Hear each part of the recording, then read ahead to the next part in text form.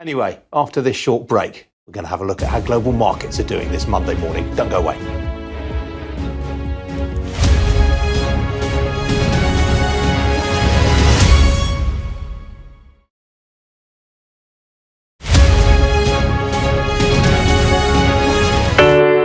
Big stories don't always come from big cities. I'm Lisa Dowd and I'm Sky's Midlands correspondent, and this is where I grew up. We can reveal that the driver who hit Harry Dunn is 42-year-old Anne Sakoulas.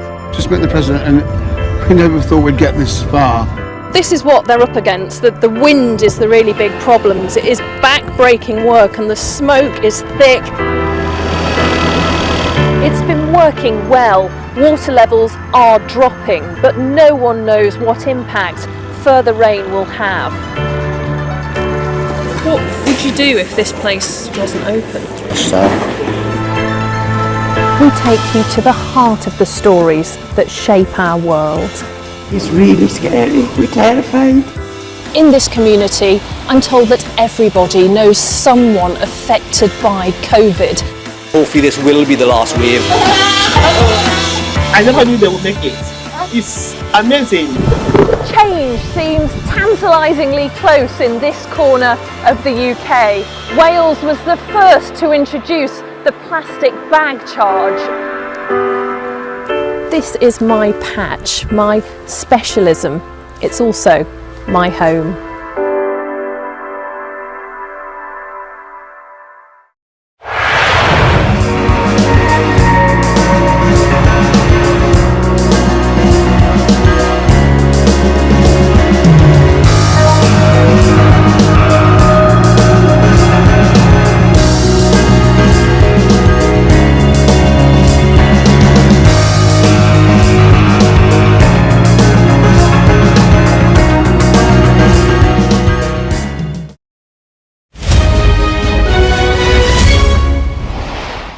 Well, Wall Street's solid showing on Friday evening was followed by mixed trading for equities overnight in the Asia-Pacific region. The Hang Seng in Hong Kong continued to enjoy solid gains. It's now up 20% for November as a whole, but elsewhere there were declines in Tokyo, Shanghai, Mumbai and in Sydney. It's showing there as unchanged. It was slightly lower in Sydney overnight. In Europe, markets have made a positive start to the week. Here's the current picture. All of the main continental European indices in positive territory right now. Talking points in Europe this morning include Roche. Shares of the Swiss drug maker are down 4.5% in Zurich, and that is after disappointing trial results for an Alzheimer's treatment on which it has been working.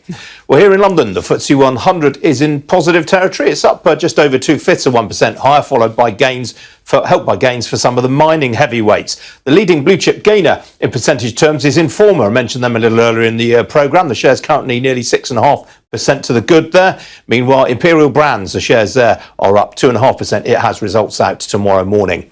The leading FTSE faller right now in percentage terms is the North Sea oil and gas producer Harbour Energy. It's off nearly 6% on concerns that the windfall tax may be extended.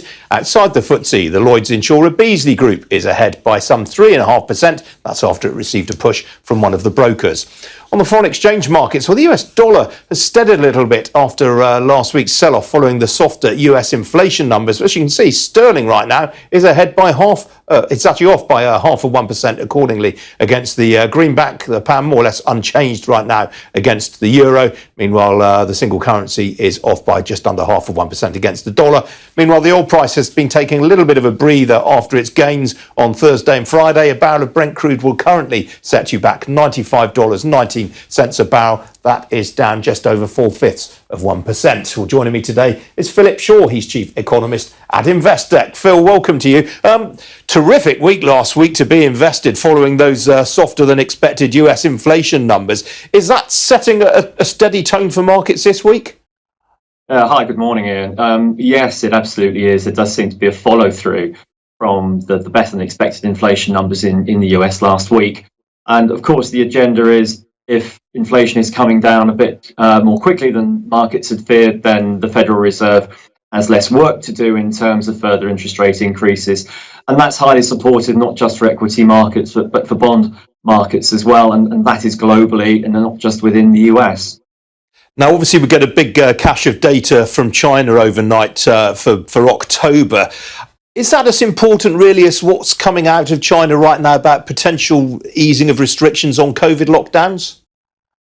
I think it's very much connected. The Chinese authorities are both concerned about COVID and they're concerned about the weakness of their economy as well. And really, there's a bit of a tug of war between the two as to which is going to win in terms of Beijing's policies. And despite official denials, what we seem to have been experiencing is a very gradual set of restrictions being eased in the direction of, okay, we'll slowly get rid of the zero COVID policy. And of course, one of the main issues is that if you have a big outbreak in a manufacturing hub, neighborhoods get locked down and supply chains completely freeze up. So our best guess is that the Chinese authorities will pay more attention to keeping the economy going and a little less to keeping COVID completely constrained.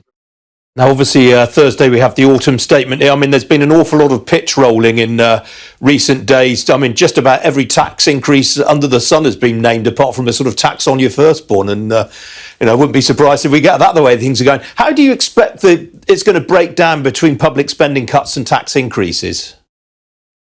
Yes, that's a very good question. The overall mood music seems to be that Chancellor Hunt needs to consolidate the public finances by around 55 billion over the next 5 years per annum. Some people have suggested, well, that could be 50-50 in terms of the burden shared by public spending reductions and tax increases. But we know from austerity back in 2010 that it's very difficult to cut public expenditure significantly.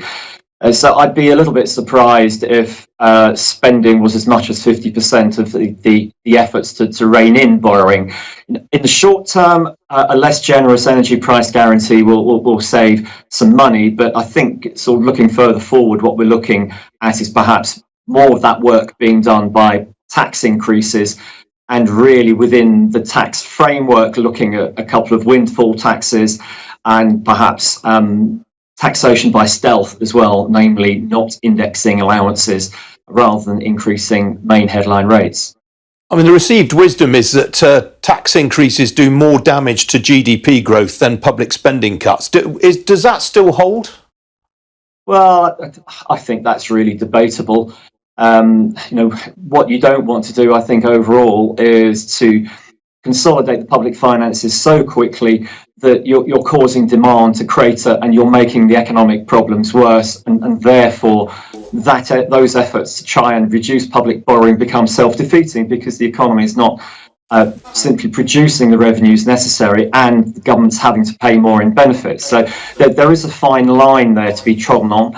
And of course, the good news is that although you're looking at tax increases, it does mean that, at least from a borrower's perspective, that interest rates will not have to rise as far as they would have done otherwise. All right, Phil, got to leave it there. Good to catch up with you this morning. Thanks for joining me. Still to come here on Ian King Live. Fresh pasta to your doorstep. How one brand became the country's leading delivery specialist. Don't go away.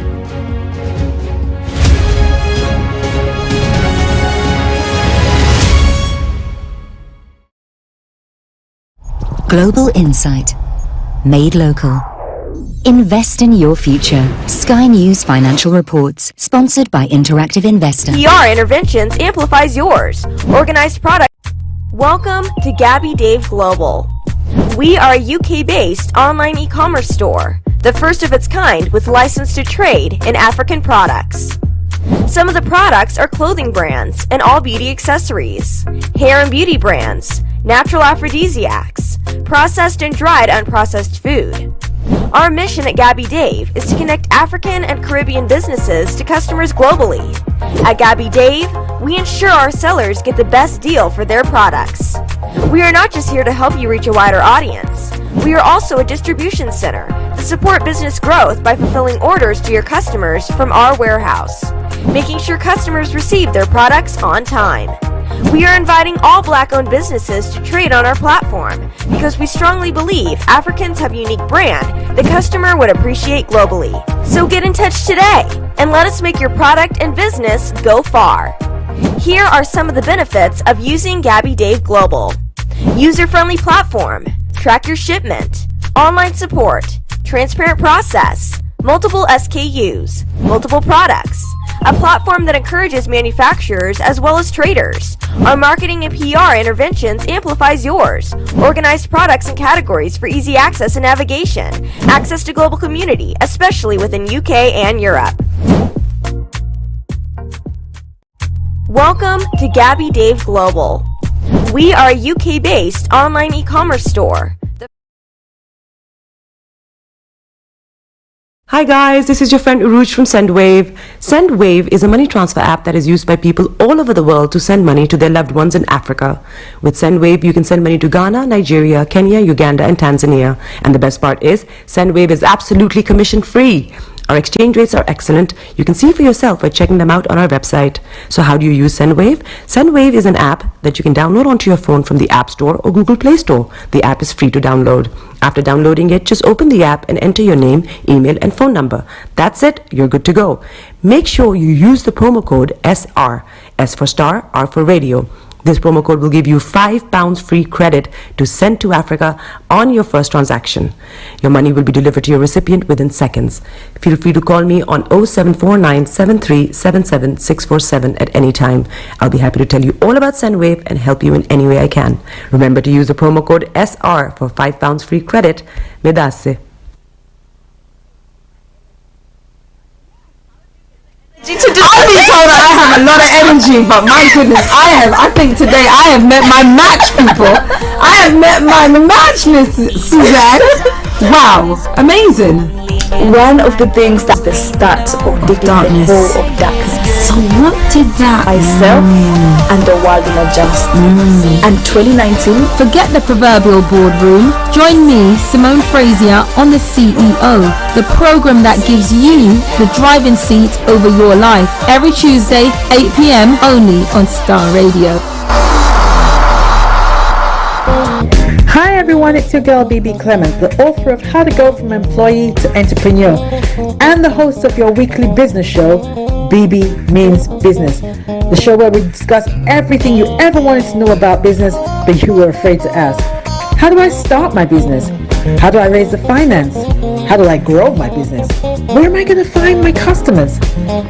Join me every Tuesday at 1:30 p.m. on Starr Radio UK to get all the information and tips that you need to become a successful entrepreneur and become financially free. Remember, don't let life dictate to you. Rather, put your signature on life. Getting onto the property ladder has never been easy until now. Join us this and every Thursday from 7 p.m. to 8:30 p.m. live on the Property Hour show on Starr Radio UK, where we talk to mortgage brokers, property developers, estate agents, landlord, tenant, property consultants on how to invest or get into the property business and make money. You can't afford to miss this. The Property Hour show is your best source into the property industry. In your car, at work, at home, on your smartphone. Broadcasting live online. Turn it on. Turn it up. Body is your man. Bekutu, show them you got the cocoa set. Ladies and gentlemen, it's your boy Harry Song, aka Mr. Songs. This is the Kingmaker Baba for the girls. We're here. This is Starr Radio. We don't go nowhere. UK, London. We call them London for home. For here, we call them London. Hi there, this is CJ Buckman. You're right. Whenever I'm in London, I listen to Starr Radio UK right here. But guess what? You can listen to wherever you are. The best radio show. Broadcasting worldwide, online 24/7. All around the world. In your car, at work, at home, on your smartphone. This is Starr Radio UK. Are you ready to turn it up? 10, 9, 8, 7, 6, 5, 4, 3, 2, 1. I know your heart is aching. Smile even though it's breaking. When there are clouds in the sky, you get by.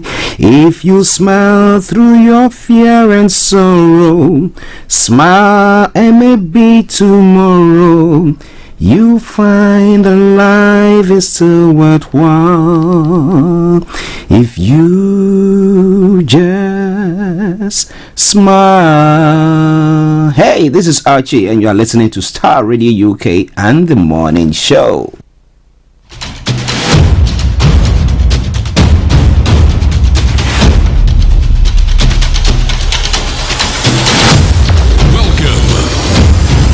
This is Starr Radio. This is UK. Starr Radio UK. This is Starr Radio UK. Welcome.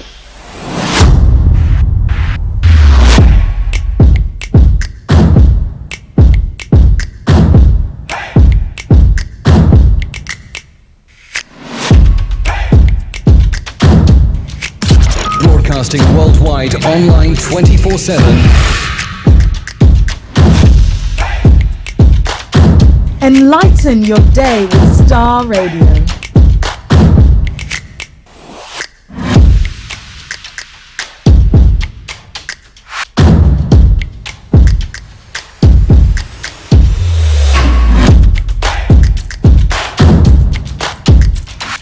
Starr Radio. Radio for the people, by the people.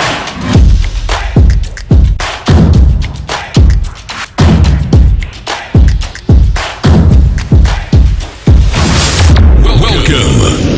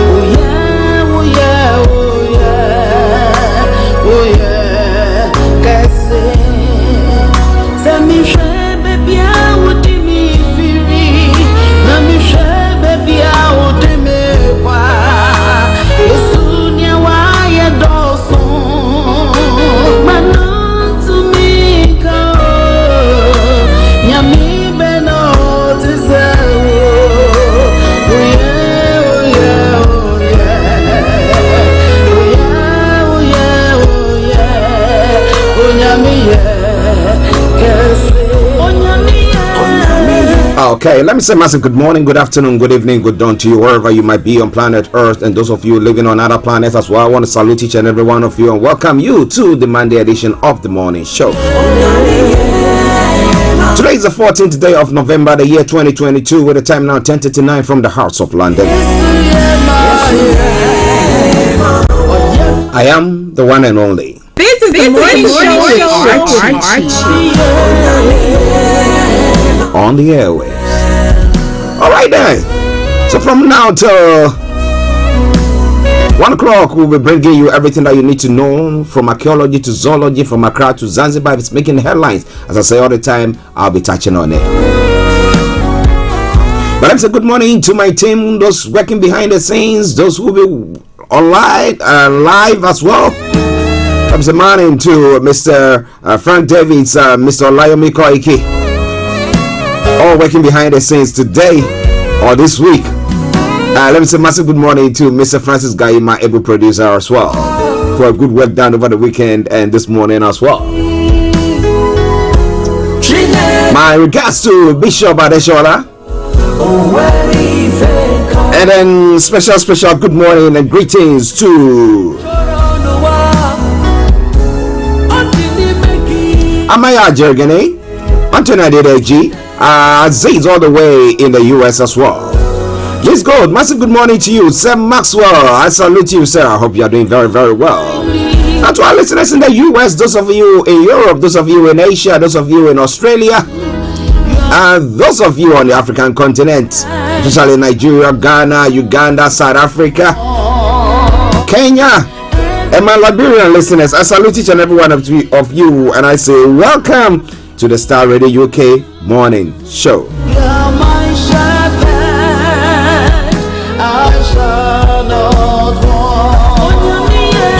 Are you ready to turn it up? Starr Radio UK.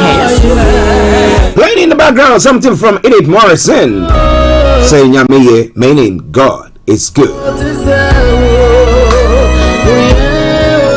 Alright then, I'm going to bring you the quote for the day. The weather forecast will follow suit, then the travel updates. Move on from there to have a look at some of the stories making the rounds across the globe, known as the Global Trotted. And from there, we continue to look at some of the stories making the rounds in Nigeria. Updates from Nigeria, but I've been as I said earlier on, Mr. Olaimi Kweki is not going to be joining us live, but the stories that is providing is what we're going to put across. This week he will be working behind the scenes. Then after that, we'll continue to look at some of the other stories making the rounds across the globe, looking at details at those stories. At 12 o'clock, the lines are open for you to add your voice to the discussions, and at 12:30. We'll take you straight to Cyprus, where our own, the one and only Linda Pallien is. So in a gist, that's what we're going to be doing today. But once again, let me say massive welcome to the program. Star Radio UK, your favorite African and Caribbean radio station in London. Don't you go away. Okay, let's crack on. The quote for the day says, the secret to building sound relationship is not found in getting people to treat you in a certain way, but looking objectively at the way they tend to treat you and learning from your findings. Well, that's a mouthful. But what do you think about that? Share the broadcast with your friends and loved ones and invite them to like our pages as well. Star Radio UK.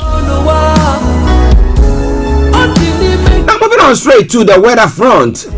Now we have a mixture of weather over the weekend, here in the south. But let's see what is happening across the southeast, and well, you'll be able to tell me what exactly is going on in your area as well, won't you?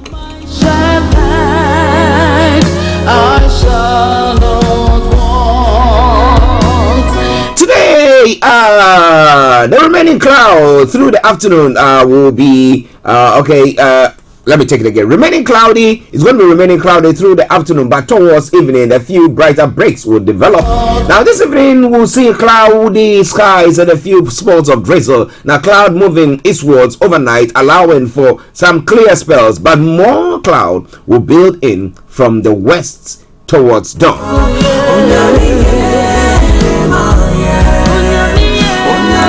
Now, so looking at the temperatures, top temperature is going to be 16 degrees, the lower is going to be 10 degrees. UV level is going to be low and pollution is going to be low as well.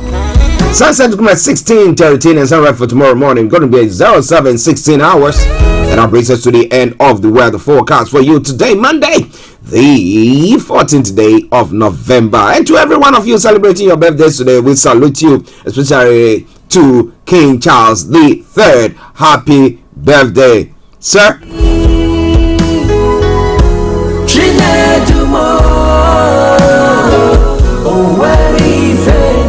Okay, let's take a quick break, and once we come back, I'll bring you the travel update. It is all coming away from Star Radio UK, your favorite African and Caribbean radio station in London. Tune in to On Point here on Star Radio UK with Empress Regina every Monday at 5 p.m. GMT. Looking forward to your company.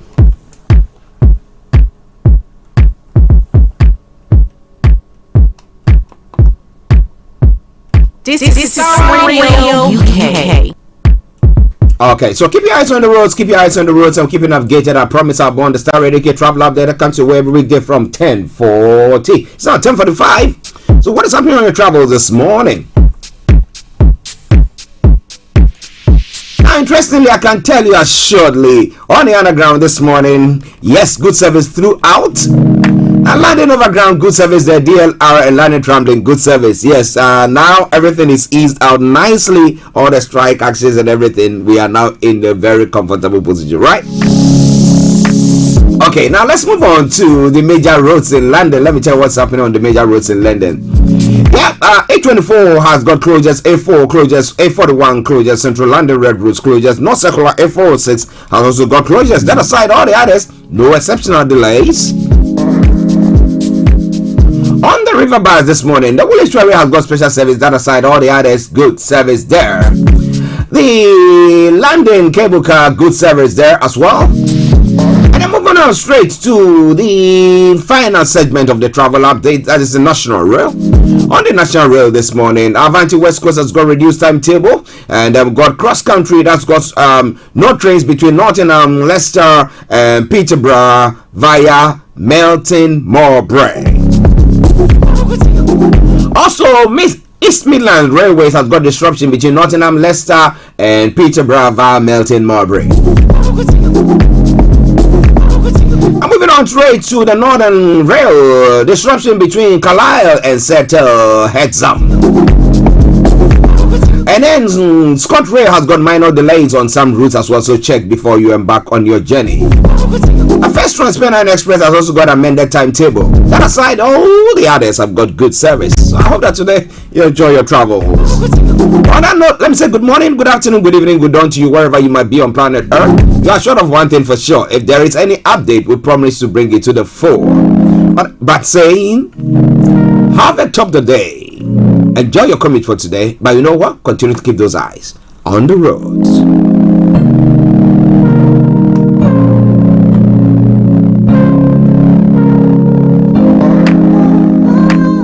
Tune in to On Point here on Starr Radio UK with Empress Regina every Monday at 5 p.m. GMT. Looking forward to your company. Hi guys, this is your friend Uruj from SendWave. SendWave is a money transfer app that is used by people all over the world to send money to their loved ones in Africa. With SendWave, you can send money to Ghana, Nigeria, Kenya, Uganda, and Tanzania. And the best part is, SendWave is absolutely commission free. Our exchange rates are excellent. You can see for yourself by checking them out on our website. So how do you use SendWave? SendWave is an app that you can download onto your phone from the App Store or Google Play Store. The app is free to download. After downloading it, just open the app and enter your name, email, and phone number. That's it. You're good to go. Make sure you use the promo code SR. S for Star, R for Radio. This promo code will give you £5 free credit to send to Africa on your first transaction. Your money will be delivered to your recipient within seconds. Feel free to call me on 0749 7377 647 at any time. I'll be happy to tell you all about SendWave and help you in any way I can. Remember to use the promo code SR for £5 free credit. Medasse. Check me out. He tells me my energy is making him tired. Yes! How do you get the energy to do I've been told that I have a lot of energy, but my goodness, I think today I have met my match, people. I have met my match, Miss Suzanne. Wow, amazing. One of the things that's the start of the darkness. The hole of darkness. So what did that Myself and the world will adjust. And 2019. Forget the proverbial boardroom. Join me, Simone Frazier, on the CEO, the program that gives you the driving seat over your life. Every Tuesday, 8 p.m. only on Starr Radio. Hi everyone, it's your girl BB Clement, the author of How to Go from Employee to Entrepreneur and the host of your weekly business show, BB Means Business, the show where we discuss everything you ever wanted to know about business but you were afraid to ask. How do I start my business? How do I raise the finance? How do I grow my business? Where am I going to find my customers? Join me every Tuesday at 1:30 p.m. on Starr Radio UK to get all the information and tips that you need to become a successful entrepreneur and become financially free. Remember, don't let life dictate to you. Rather, put your signature on life. Getting onto the property ladder has never been easy until now. Join us this and every Thursday from 7 p.m. to 8:30 p.m. live on the Property Hour show on Starr Radio UK, where we talk to mortgage brokers, property developers, estate agents, landlord, tenant, property consultants on how to invest or get into the property business and make money. You can't afford to miss this. The Property Hour show is your best source into the property industry. Welcome back to the program. It is Starr Radio UK. It is your favorite African and Caribbean radio station in London. Bringing the time now to 9 minutes to the top of the hour, and it's night time for Global Trotting. So what are some of the stories making the round this morning across the globe? When it comes to Nigeria, some of the stories we're going to be looking at: Kano absent as court adjourns trial indefinitely. Well, he was one who was to the court said that, well, you have to release him. Now they're not releasing him, they won't bring him to the courts. Now Nnamdi Kanu refuses to appear in court in protest against federal government refusal to release him. Yes, let's see. So I'm going to be telling you more about that. And then Naira. Yes, when it comes to the Naira as well, Naira redesign. The CBN is pledging to protect Nigerians in rural areas. And then some other stories. Election 2023. Northern stakeholders call for harsh punishment for politicians. And then Sowore says that Nigeria is not united because of foundational problems. Yes, which are these foundational problems? We're going to be talking about that.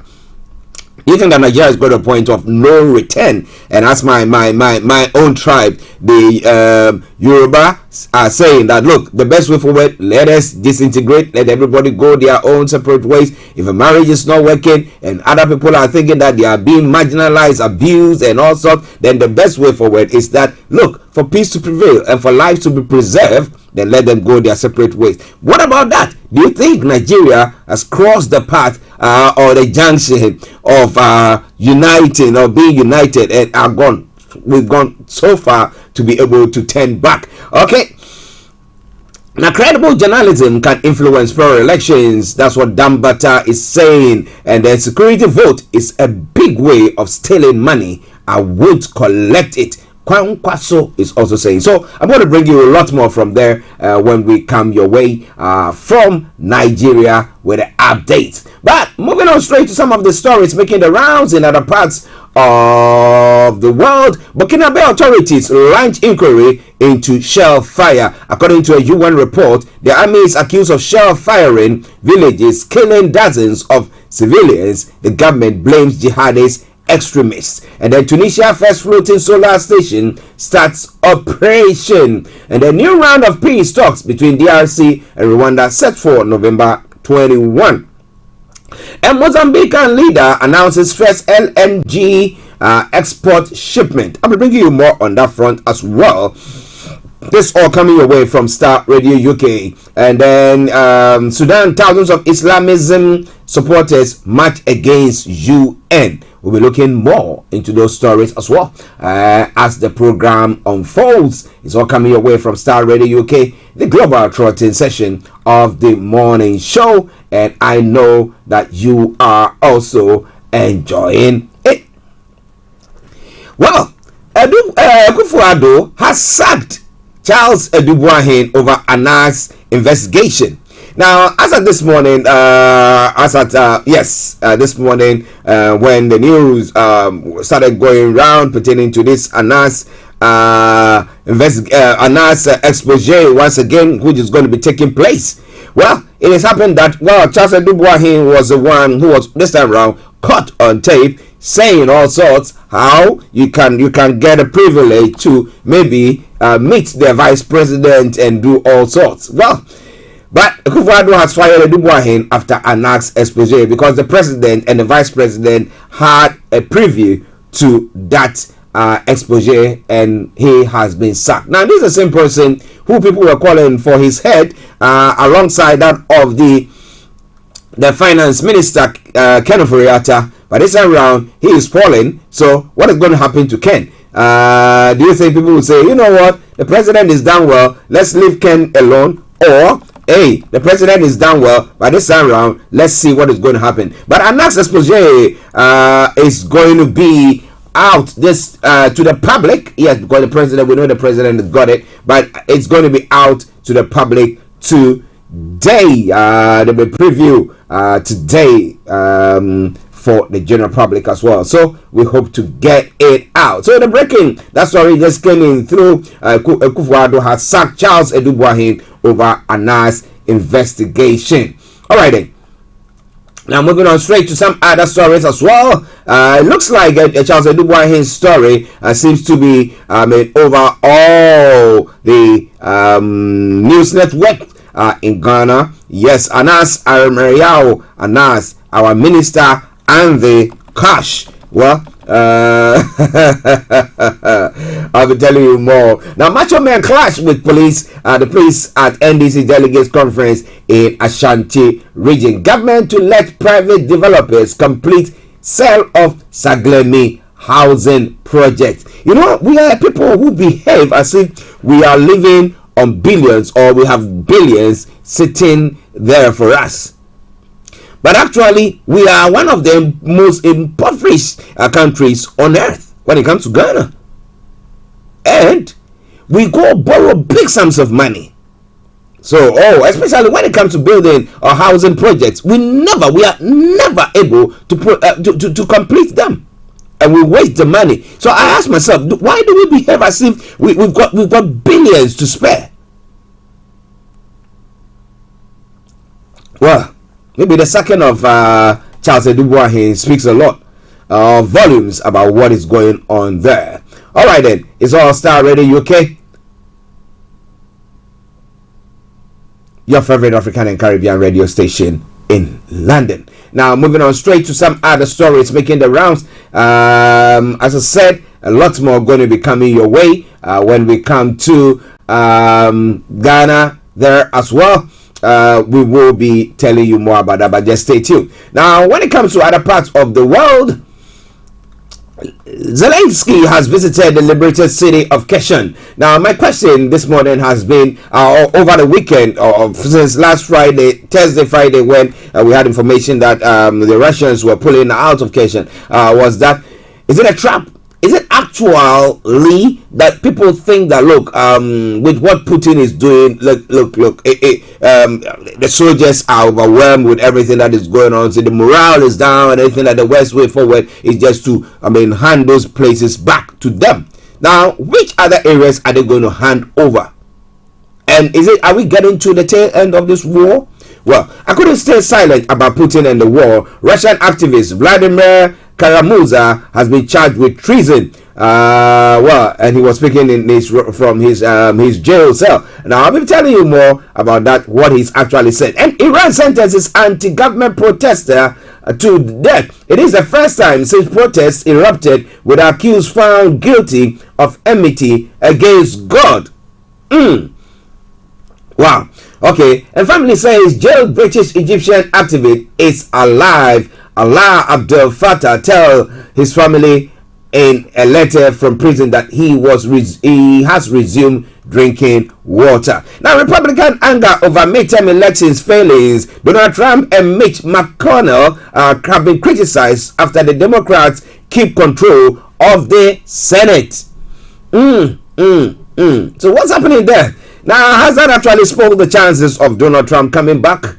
Or is he going to go back, regroup, and then fight on? Now, you want to know more? Stay tuned and don't you go away. Now, suspect arrested after 6 killed in Istanbul blast. The explosion happened in a busy shopping area in the heart of the Turkish city. And the Hong Kong calls for probe after a rugby match protest song. It comes after a pro-democracy protest song was played instead of China's national anthem. Now, who went to put that particular line, that music up as an anthem?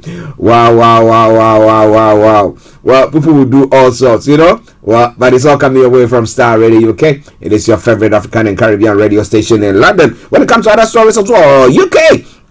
Yeah, in the UK and France have struck a revised migrant patrol deal. The UK will pay France £8 million more a year to increase patrols, with greater cooperation also promised. We'll be looking more into that as well. Now, expanded energy bill discount scheme underway. A bigger rebate under the warm home discount begins, but concerns remain. Some are missing out. And then government is set to breach foreign aid spending cap. Now, much of the budget is being used to pay for asylum seekers in the United Kingdom.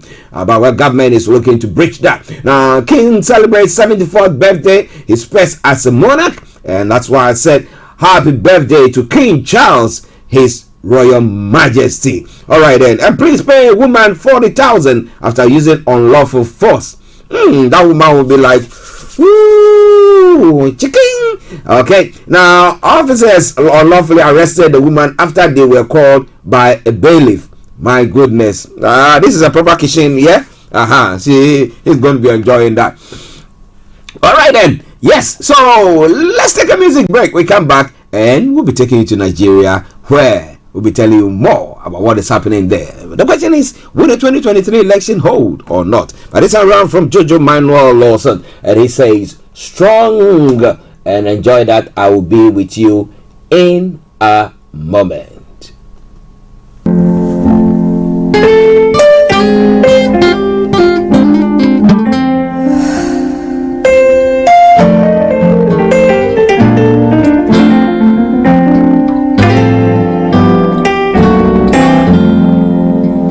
Let the weak say I am strong. Let the poor say I am rich. Let the blind say I can see. It's what the Lord has done for me.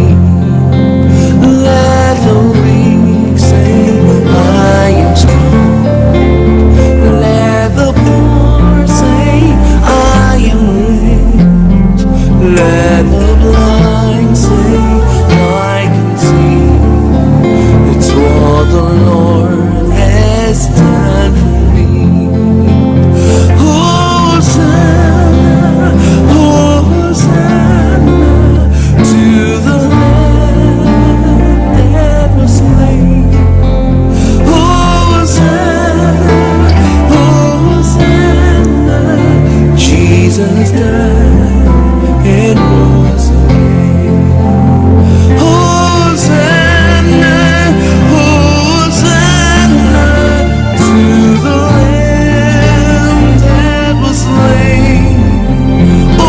Hosanna, Hosanna, Jesus died and rose again.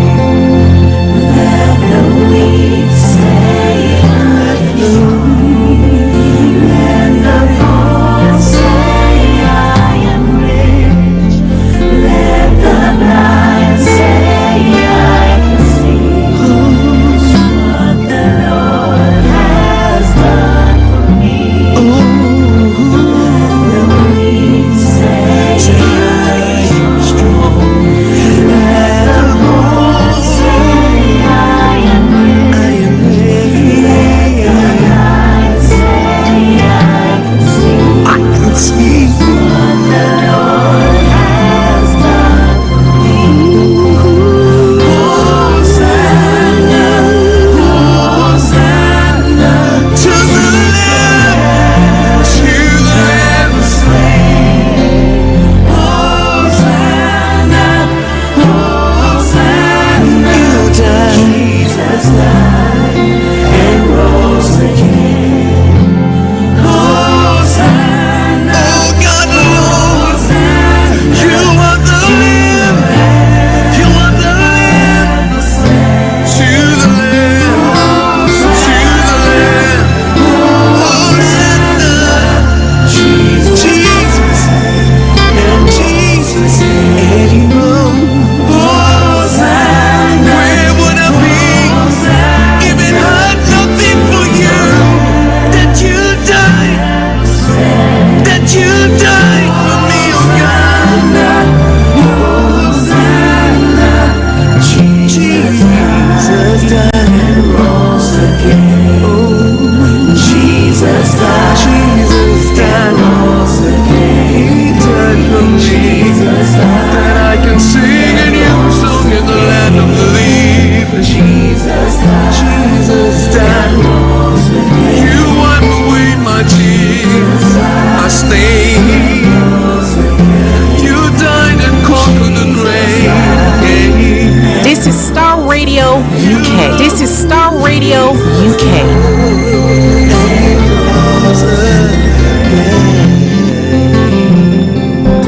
Hi everyone, it's your girl BB Clement, the author of How to Go From Employee to Entrepreneur and the host of your weekly business show, BB Means Business, the show where we discuss everything you ever wanted to know about business but you were afraid to ask. How do I start my business? How do I raise the finance? How do I grow my business? Where am I going to find my customers? Join me every Tuesday at 1:30 p.m. on Star Radio UK to get all the information and tips that you need to become a successful entrepreneur and become financially free. Remember, don't let life dictate to you. Rather, put your signature on life. Welcome back to the program. It is Star Radio UK, your favorite African and Caribbean radio station in London, bringing the time now to 6 minutes past the top of the hour. And it is time for us to look at stories making the rounds in Nigeria with updates from Nigeria. As I said, so live because this week is not going to be live with us. He's working behind the scenes and just for sending us all the stories that's making the headlines for us to touch on it. Yes, he's busy doing some work, some investigative piece, and therefore once we are all up to it, he will be bringing it on. I mean, doing journalism brings all that on board. You know, behind the scenes, we do all sorts. Yes, but it's one of the stories that is making, that's what he's going to be doing, and therefore I'm going to be bringing you more on that front. But moving on straight to the story that has made the most headlines this morning. The federal court, the court has suspended Nnamdi Kanu's trial in terrorism charges. That is, the Federal High Court in Abuja on Monday adjourned indefinitely the trial of the Biafra Nation agitator Nnamdi Kanu in the terrorism charges brought against him by the federal government. Now, Justice Binta Nyako put off the trial, saying die at the instance of Kanu, pending the resolution of the federal government's appeal against the October 13 judgment of the Court of Appeal that is charging from the terrorism charges. The federal government appeal seeking reversal of the Court of Appeal judgment is pending before the Supreme Court. Now, 2 other cases billed for hearing before the court were also put off indefinitely for the same reason. Reports coming in say that Kanu had refused to appear in court on Monday in protest against the refusal of the federal government to release him from detention as ordered by the Court of Appeal on October 13. Now, so what do you think is going to happen? I've been saying it all along. I said the DSS seem to be a law to themselves, and therefore don't give a hoot about what any court says. This is what they think that they want to do, and therefore whether the courts are saying whatever or not, they'll still stick with it. But will you call it a wise stance by the APOB leader, Nnamdi Kanu, saying that, look, I'm not going to appear? And well, we know that because pending that particular case in the Supreme Court, that has to be heard, or whatever ruling has to be made before, if the ruling by the appeals court that they should release Nnamdi Kanu is thrown out, then he has to appear before court. But otherwise, he has a right to do so. Why are they not releasing him? They say it's a flight risk. But what do you think? Well, this morning I can tell you shortly that is still going on. They said that home strike in the southeast is still going on. Now, to what length? You know, interestingly, when I look at that story, because it looks like the Monday has now been pushed to Saturday. You get it? So the impact that it actually had to happen some way somehow has been diminished. So schools that were supposed to be running on Mondays, now they've extended their days to Saturday so that they can still have their 5 days. So it's just shifting the days back or forward. So I don't think that it's having an impact the way it's supposed to. But somebody will say that if it's not having an impact, then what do they have to do so? And what are the governors in the South is also doing or saying about this mistreatment? Okay, some would say, well, the government has decided to take the case to the Supreme Court, and therefore we all have to wait and see what is happening. But this is the case where we had the president when he was approached by leaders from the Southeast, and then a few other individuals saying that no, you have to look into a set him free. He said, no, I want the case to go the full length, and then if the court say that he should be released, then he has to be released and stuff like that. So why are they holding him? The question is, why are they still holding him? It's not like the appeals court was saying that you should grant him a bail. It said release him, because they think that there's not enough case to charge him with. Well, what do you think?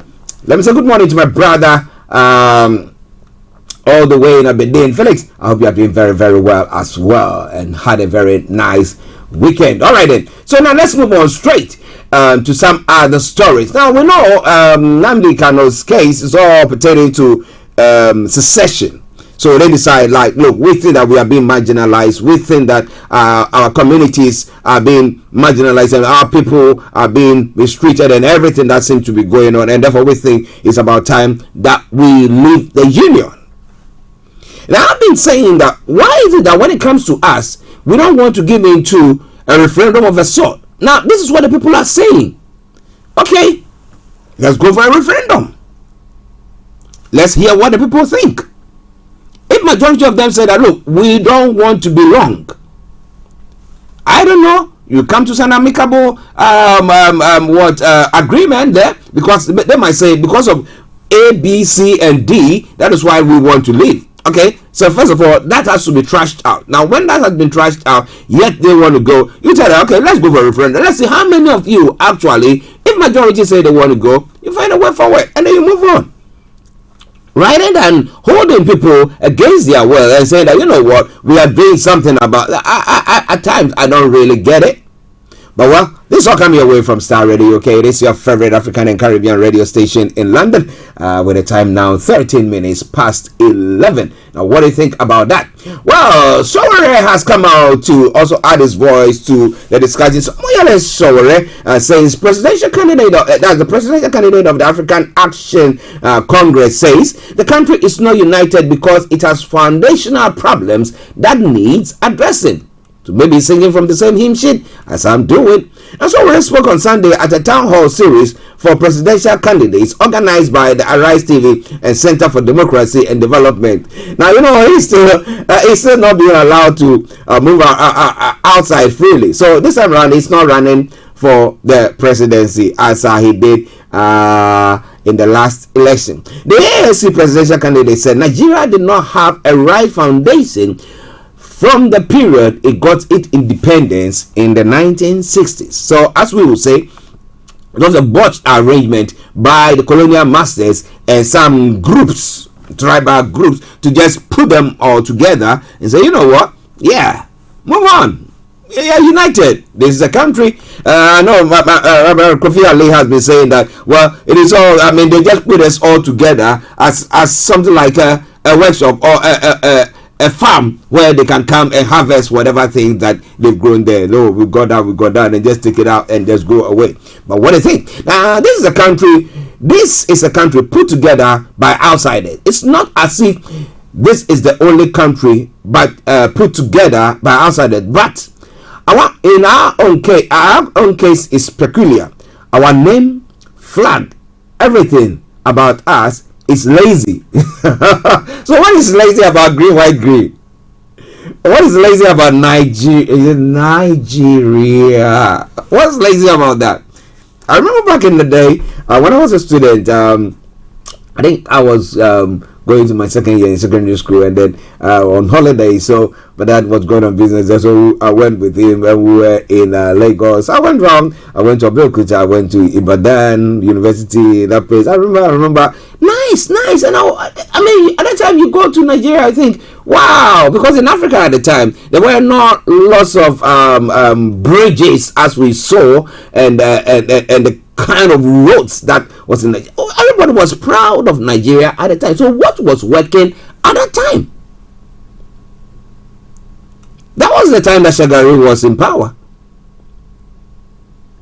What was happening at that time? Well, it goes on further to say, we never got it right from the beginning. What is going to unite Nigeria is to solve the foundational problems. It is constitutional. They It means the citizens must find identity in that document. They must know where they belong. They must have a right, as a matter of right, to exist. If they find it to be a bad marriage, you can't force people together by creating ministries. And that's exactly what I was saying earlier on, as if I had read that piece. I had not. This is my first time of reading the piece. I just saw the headline there.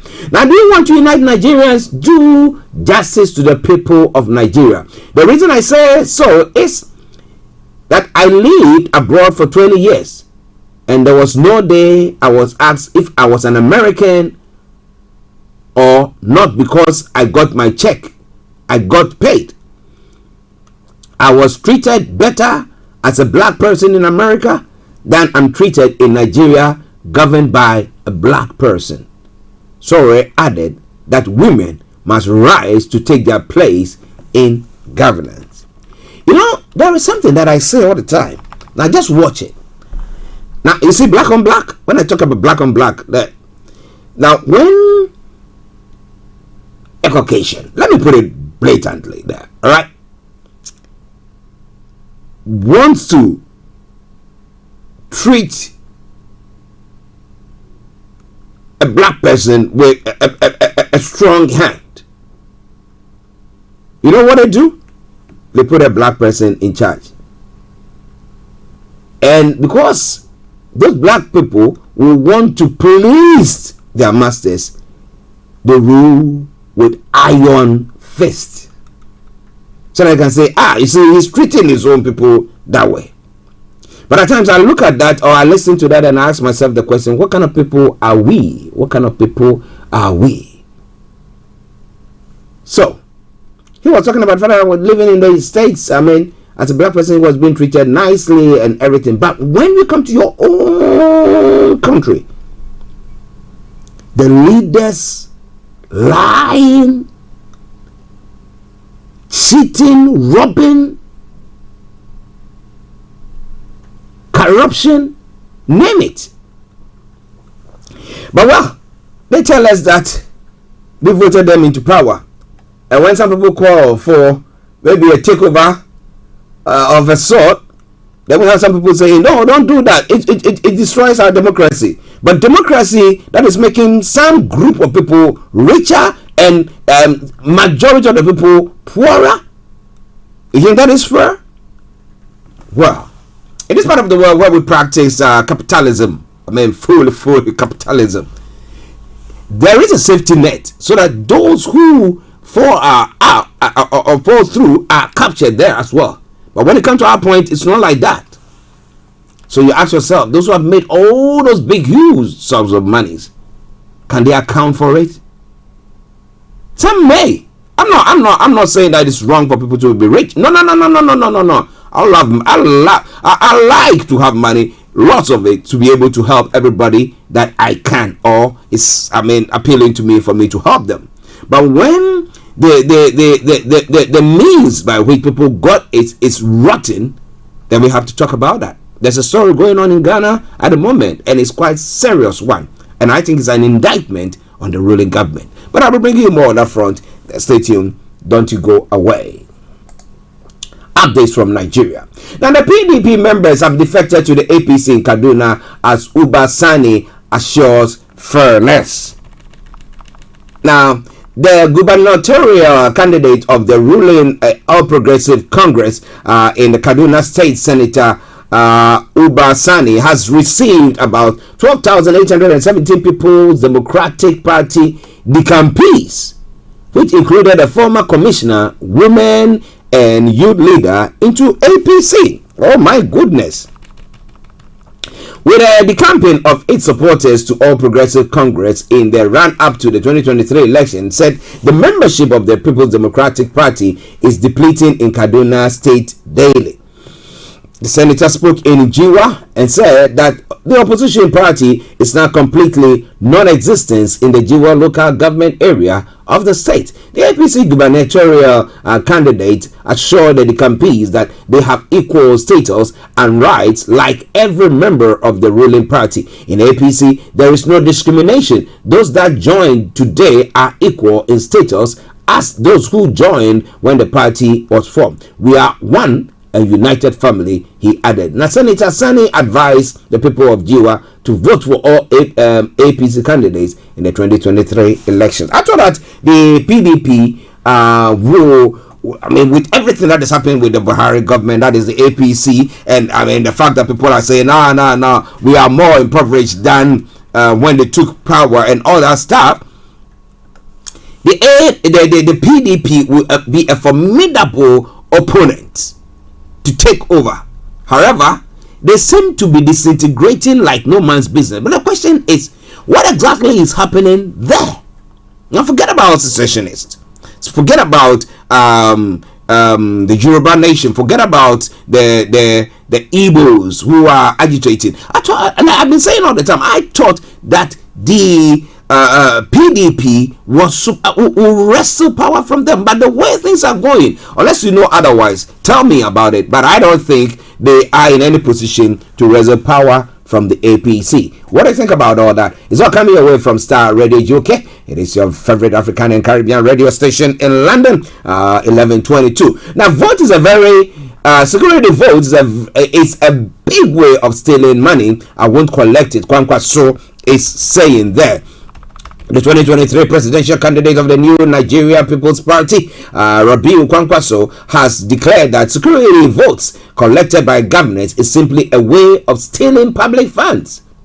He said that during his time as the Kano State Governor, he didn't collect the security votes, and if elected as president in 2023, he won't collect it as well. According to him, the security vote is just a way of promoting corruption due to the lack of accountability. It involves further advocating that security vote payment should be scrapped completely. According to him, for the 8 years I was a governor, I didn't take a dime as a security vote, though I inherited a government that believed in that.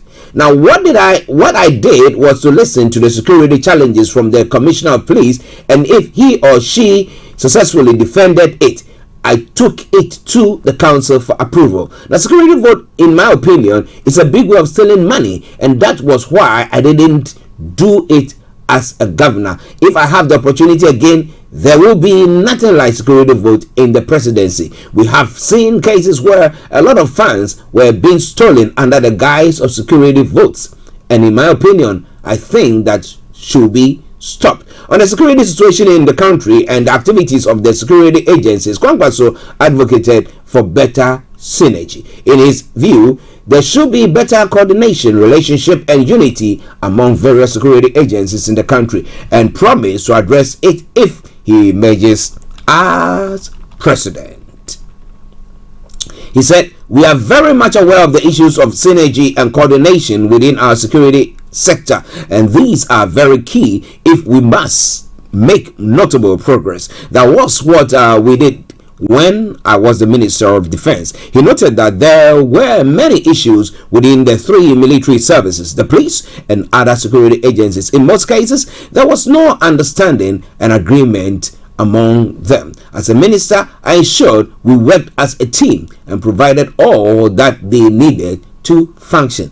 This we also did when I was the governor of Kano. We created a very conducive atmosphere to function in Kano. So what do you think?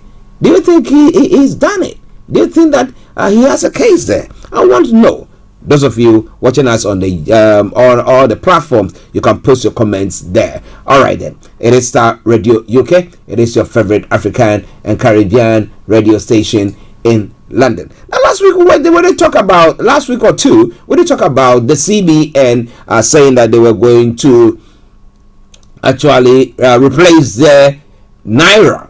Okay, so the Naira has been redesigned. The CBN is pledging to protect Nigerians in the rural areas. Now, ahead of a planned redesign of the Naira, the Central Bank of Nigeria has pledged to protect Nigerians in the unbanked, undeserved, and rural areas. The Apex Bank had on October 26, 2022, said it will redesign the 200 naira, 500 naira, and 1,000 naira notes. The CBN Governor Godwin Emefiele, who announced this during a special press briefing, said the new designs and issues will be effective from December 15. He had explained that the APS secured the approval of President Muhammadu Buhari to roll out new notes to replace the existing currency in circulation. And we've been talking about its ramifications, because those who have been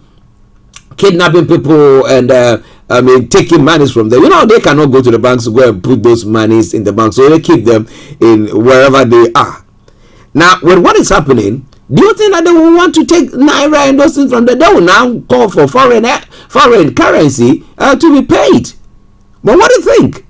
That is a scary situation, but I don't know why. And again, this is a time where the country is virtually on its knees. The needy, the poor and the needy in the country need to be cared for. However, the central bank governor reckons that the best way forward is to redesign the currency and pull all this one out. I thought that if there are old ones, all that you have to do is to just take the old ones out and replenish them. But when it comes to our people, interesting. Maybe they were trying to get all the security thing that we have, like here in the UK, everything so that the currency cannot be fake ones cannot actually be printed. But what do you think? It's not Starr Radio UK.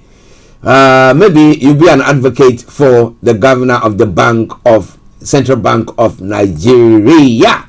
Okay, so let's move on straight to a couple of other stories, and then we will bring the updates to a close. Nigeria is in dire need of transformative leadership, says Obi. That's what the story is saying there. The former governor of Anambra State and presidential candidate of the Labour Party, Mr. Peter Obi, has reiterated that Nigeria at the moment is in dire need of a leadership that will transform the nation. According to Mr. Obi, this is the exact kind of leadership that he and his running mate, Senator Yusuf Dati Baba Ahmed, will avail Nigerians if elected in the forthcoming election. Nigeria is badly in need of reformative leadership. Bad leadership has hurt us deeply, damaged our psyche, and diminished our potentials in dreams.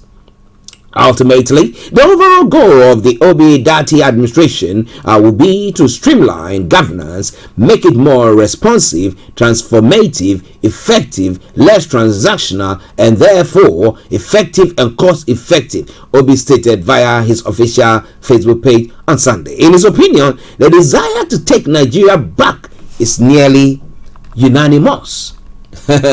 While some people are thinking of taking Nigeria back, some people are thinking, let's get out of it, because the foundation was wrong. That's what someone is saying, and we have saw his statement that he put across yesterday as well. He said that we may be used to the old order, but we cannot vote for continuity of corruption, recklessness, impunity, and poverty. Now, deprivation is not habit forming. Nigerians desire a better life. Now, we can no longer gamble with our fate and future. I'm running for president because I am qualified. I have the capacity, credibility, commitment, stamina, governance experience, and track record. More importantly, Nigerians can trust me. There is Nigeria, but there are no Nigerians. Currently, Nigeria works for a small minority of people. Nigeria must work for all Nigerians. Now, he goes on further to say, Ms. Obi further said that Nigerians might be able to dwell securely and in safety wherever they live, adding that this is the first duty of government. Now this makes security a top priority for me, he buttressed. Now meanwhile, the former governor has called on the Labour Party faithfuls, especially candidates at all levels, including my supporters, to desist from name calling or derogating anyone, groups of persons or religions. In an earlier post on social media, the Labour Party flag bearer stated that Nigeria has very huge problems and is currently at risk of implosion from economic hardship, insecurity. Therefore, the focus should be on how to deal with the deleterious consequences of a tanking economy, pervasive insecurity, and the many challenges that the nation is contending with, rather than degenerating into name calling. Now, specifically during our current campaign in Borno, a candidate referred to the governor of Borno State, Dr. Samuel Ortom, as a deceit. That is totally unacceptable to us. The governor of Borno State, Samuel Ortom, remained a very patriotic Nigerian who has always spoken for the best interests of his people and in Nigeria and Nigeria in general. We all have our shortcomings. I have mine, and so do others, but we shouldn't refer to people in such derogatory manner. And I think that is a good advice there. We must continue to focus on running an issue-based campaign and unite with everyone to build a new, better Nigeria may so be maintained. He wished all candidates, including himself, well in the forthcoming elections. You know, interestingly, when I saw the story, I was quite interested in it. But my question has been that when it comes to Africa as a whole, when it comes to our campaigns, okay, when it's getting to elections, what kind of campaigns do we put across? Denigrating others, name calling others. But these are policies. You talk about the corruption that these people have been involved in and whatever, and then we see how best to go on.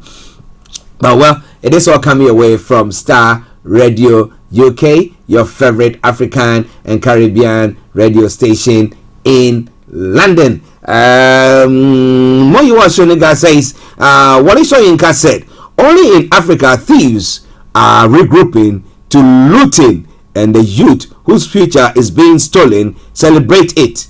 Good afternoon, Mr. Archie. Good afternoon to you, Moyiwa. How true is that, honestly? Because I asked myself the question, when we have people going in to be voting for people that we all know that this person has not served as well, yet you have people voting for them. They are marginalizing us. They are stealing from us, and then we still protect them because they come to give us maybe a kind of corned beef, or a box of sardines, or a bag of rice, or some bags of cement, and we think that is good enough, or how many naira, and we think that's good enough, and we sell our future to them.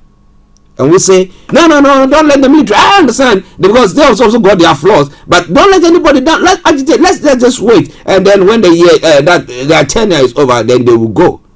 But by the time that happens, they ruined the country, the finance, the foundation of the country is already gone. So what do the righteous do when the foundation is destroyed? Yeah, if you are a religious person, go check it out. Alright then, it is Starr Radio UK. It is your favorite African and Caribbean radio station in London. Now, the final story from Nigeria is pertaining to inflation in Nigeria and the statement that the MBS has revealed how inflation pushed Nigerians' consumption expenditure to 57.08 trillion naira. The National Bureau of Statistics has revealed how the continuous surge in inflation has caused the nation's consumption expenditure to rise to 57.08 trillion in the first half of 2022. According to the NBS, the figures indicate that Nigeria's consumption expenditure rose by about 8 trillion naira, or 14.39%, as compared to the corresponding period in 2021. 2021. Information coming through said that the MBS Nigeria gross domestic product report expenditure and income approach. That's what they do. And then the NBS, the reports also showed that household final consumption grew by 6.94% and 17.64% on a year-on-year basis in real terms in the first and second quarter of the year 2022 respectively. The NBS furthered that following the rise in headlines inflation since 2021, the growth rates have decreased compared to those of the corresponding quarters of 2021, which recorded 47.16% and 42.40 on a year-on-year basis in real terms, respectively. Somebody is up this morning. They don't have a clue what they're going to be doing, how they're going to make money or earn something to cater for their family. But I can tell you by this time, there is a ship, a container ship, somewhere in the seas, in the Gulf of Guinea, waiting for it to be filled with crude oil so that these people can run away with it. Monies can come into their pockets. Meanwhile, the Navy says, we can't see it. We didn't see it. I don't know whether those ships are submarines. And therefore, maybe the Navy have not got submarines to be able to monitor what is going on underneath the sea. But it's going on. Wonderful. But this is why I bring the updates from Nigeria to close. But God willing, tomorrow will be coming your way once again with that. But let me say thank you very much to Mr. Olayomi Koiki, who gave me all this information to bring your way. But let's enjoy this song from the Picatera Retas reggae band, and they say Survivor. Nigerians are survivors, and they enjoy it. I'll be with you in a moment.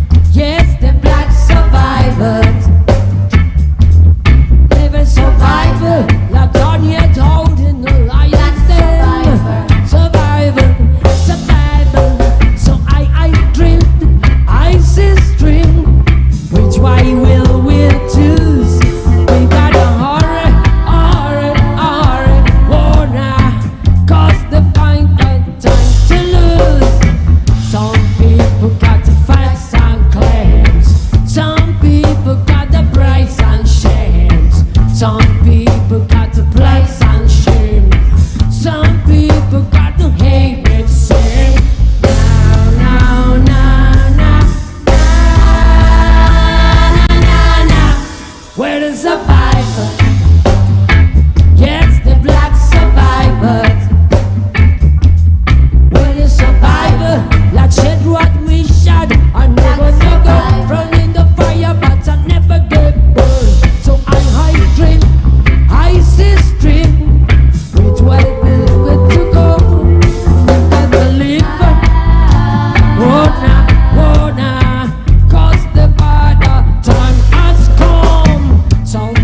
people put the best outside. Some people keep the best inside. Some people can stand up strong. Some people can't wait for long.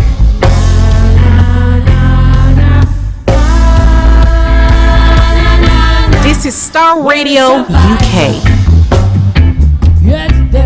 You are listening to Starr Radio Morning Show. Starr Radio. Radio for the people, by the people. We got to survive, y'all.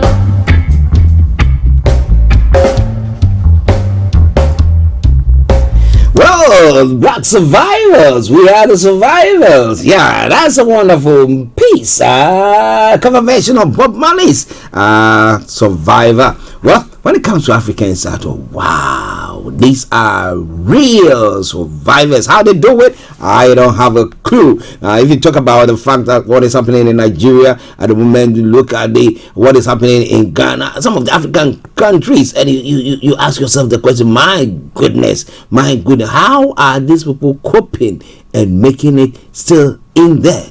Whew, they are real survivors. Yeah.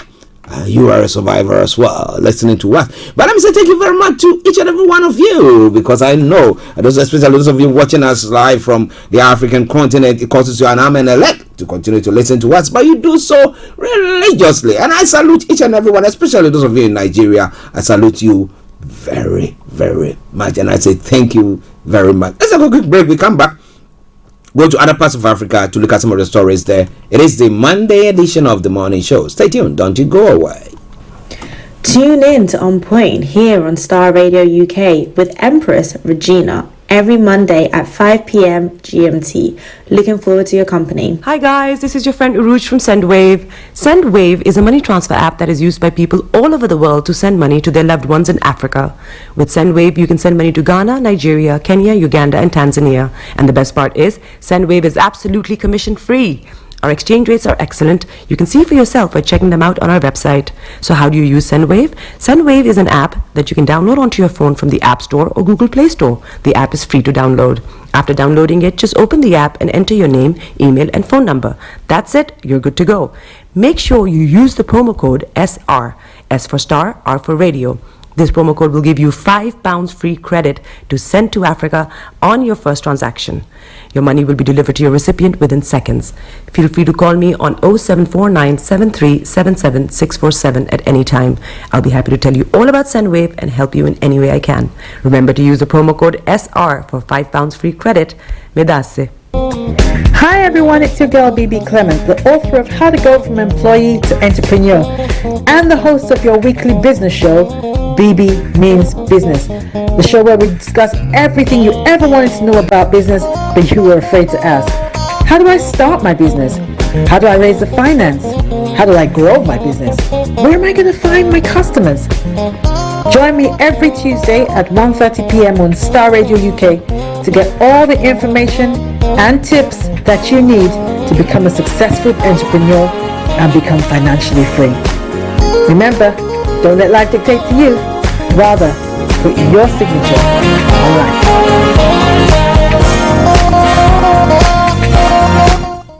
Welcome back to the program. It is Starr Radio UK. Everywhere you go, Afrobeat reggae dancer taking over. Everywhere you go, Afrobeat reggae dancer taking over. Yo, what's up, people? This is a boy Raskin Bobo One. Tune in every day, every night at the Starr Radio UK with the big man, them Archie. When I say Orta, you say fire. Welcome back. Yes, Starr Radio UK. 11:45 the time, the morning show. At 12 o'clock, I'll be opening the lines for you to add your voice to the discussions wherever you might be. But let's go to some of the other African countries to look at what is happening there as well. Before then, yes, this tomorrow on BB Means Business, BB Clement will be coming your way once again. She will be having as a special guest Pastor Oscar,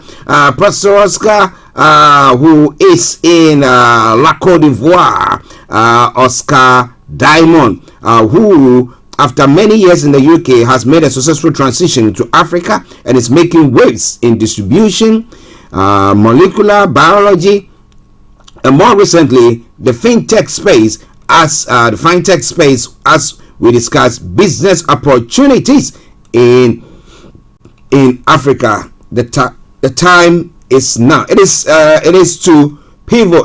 It's time to pivot. Don't miss this. It will be coming your way exactly at 1:30 p.m. On Star Radio UK.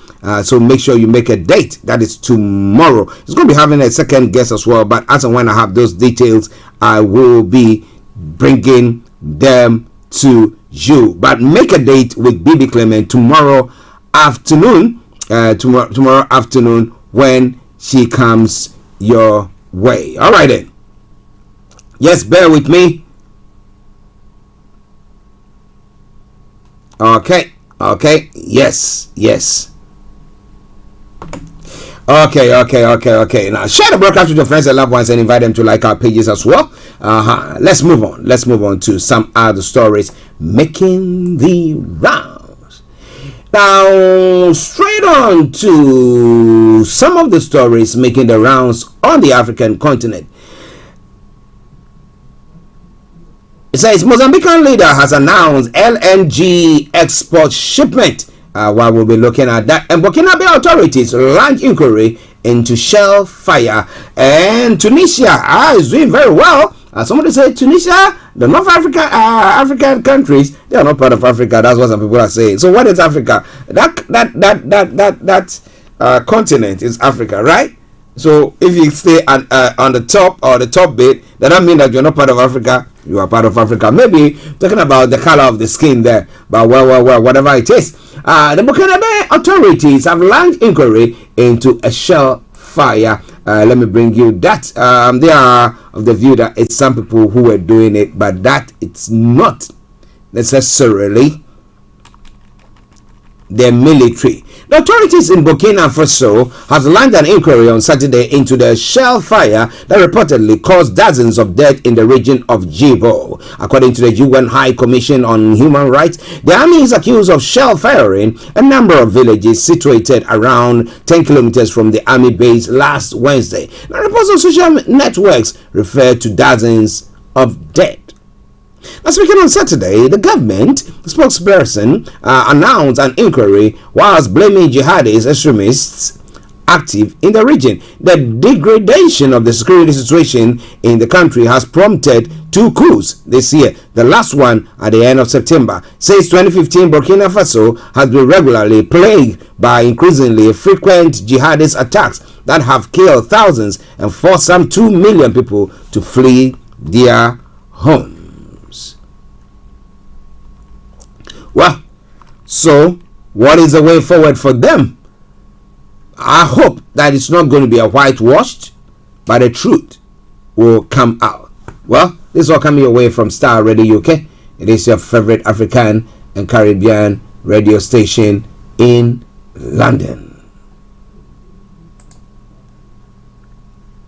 Still from the African front, the DRC and Rwanda have set the 21st of November for another set of talks. Now, the Community of East African States, EAC, has announced on Sunday that the next set of peace talks on the situation in Eastern DRC will take place in Kenya on November the 21st. The announcement coincides with more fighting on Sunday near Goma between government forces and the M23 rebels. The former Tutsi rebel took up arms in 2021 and have made advances towards the North Kivu provincial capital. The new clashes caused a resurgence of tensions between the DRC and Rwanda, accused by Kinshasa of active support to this rebellion. Kigali, however, has denied this. The announcement of peace talks in Kenya follows a meeting on Friday between Angolan President Joao Lourenco and his Rwandan counterpart Paul Kagame. On Saturday, Lourenco met with the Congolese head of state Felix Tshisekedi. A confidential UN report seen in August by AFP points to Rwandan involvement with the M23. US officials have also suggested that the Rwandan army is also helping the rebels. The EAC peace facilitator for Eastern DRC, former Kenyan President Uhuru Kenyatta, and Burundian President Evariste Nyadimeshimi have arrived in Kinshasa on Sunday for a 2-day visit. The first Kenyan soldiers, about 100, arrived in Goma on Saturday as part of a regional East African force. The Kenyan Parliament have approved on Wednesday the dispatch of 900 soldiers to Eastern DRC, which has been plagued by attacks from armed groups for nearly 3 decades. So who are they supporting? Are they just there for just the peace? Let's see what is happening there. It is Starr Radio UK. It is your favorite African and Caribbean radio station in London. Bringing the time now to 9 minutes past to the top of the hour. My apologies there. Now, the Mozambican leader has announced first LNG export shipment. Now, Mozambique has officially started exporting liquefied natural gas that produced in the country north, which is plagued by jihadist attacks. Now, President Filipe Nyusi made an announcement on Sunday, November 13. It is the first shipment of gas under long-term purchase and sale contract with British giant BP. The offshore plant, located in the Cabo Delgado province, is managed by Italian energy company Eni.